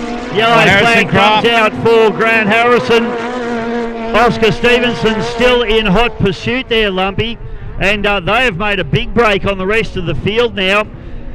Jetta Norrish, a young fella there, running in the times a tough machine. That boat's running really strong now. That's the best I've seen that boat run, Lumpy. Yeah, right. It gets up out of the water a fair bit. This is a great little class. Really impressed with the times a tough machine at the moment. That boat's just gone through a big rebuild, and those guys just live out the back here, mate. So they live here in Yarrawonga, so they're on their home track. It's going to be interesting now as they come into the top turn, boy. They're going to have three wide here. Dewey up on the outside. Grant just coming back on the inside now. They'll head down to greet the checkered flag for Grant Harrison. Checkered flag as a lap gets put on Wendy Geelan and Dewey Nichols there. Grant Harrison takes a win back to Oscar Stevenson. Great drive there from Oscar Stevenson. And young Jetta Norris, this is the hardest I've seen this boat run, Lumpy. Very, very impressive. The other thing that we haven't spoken about that we need to speak about is the Holy Smoke with Kim Burnt coming through now. It's running the Mazda engine, so this is a new development engine in this boat. It's running the Mazda PE engine, which is a 2-litre 4-cylinder engine. Now that's they're demoing or testing that engine to be the replacement for the 4 AGE engine, which is aging and getting harder and harder to get for this particular category. So that Holy Smoke machine is actually the test boat for the new engine. There you go. That's very interesting. Yeah, so a little bit like what Caleb Frost is doing out there with the V8 in the tunnel. They're doing the same thing with this Mazda engine. Those Mazda engines, you can buy them brand new for about $8,000 in a box, but you can get one out of a wrecker for about $1,000. There you go.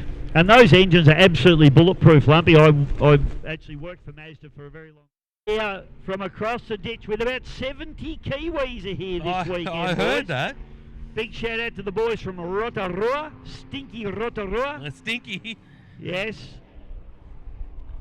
They're here and everybody supporting. I saw Simon Morrison, the Muss, famous ski boat racer, tunnel boat racer, here this weekend as well. Caught up with him in the rub-a-dub last night. So a lot of Kiwis here to support this man, Jacques Lupton.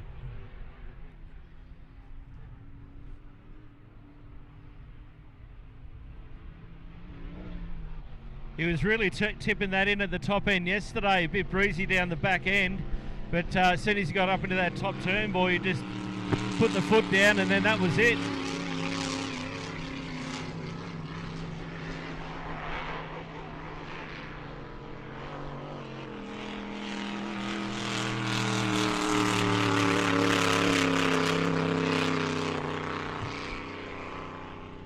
See Benny Clark leaning on it pretty hard down the bridge end turn there as well, Jamo. But Kenny Lupton yesterday was doing that. He was just getting mid-corner there and then just really stomping on it. So I reckon he might do it this one. He's done 2 warm-up laps. I reckon you get down, coming into the leading, boy, he's going to stand on it.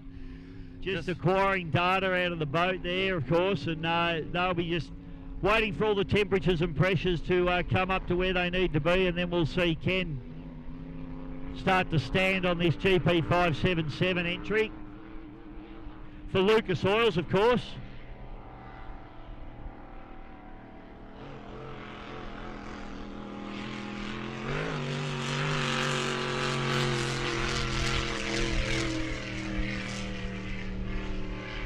Just obviously trying to get some temperature into that motor. I tell you what, boys, how good are Lucas Oils? They support so much motorsport, don't they? And they've actually put their hands in their pockets to help the Lupton team get over here from New Zealand, which is absolutely fantastic. So good, yeah, really good. Here we go. He starts to squeeze it on now. You watch him go through this bridge turn here, Lumpy.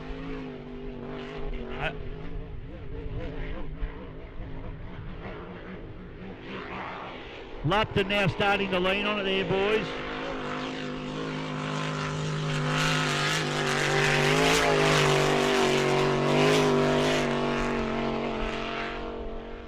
They're still doing a little warm-up lap. That's not fast. You'll know when it's going fast.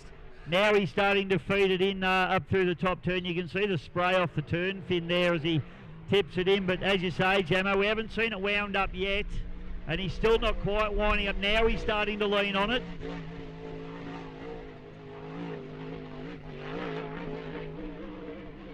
These things are phenomenal, aren't they? Oh, they're just unreal.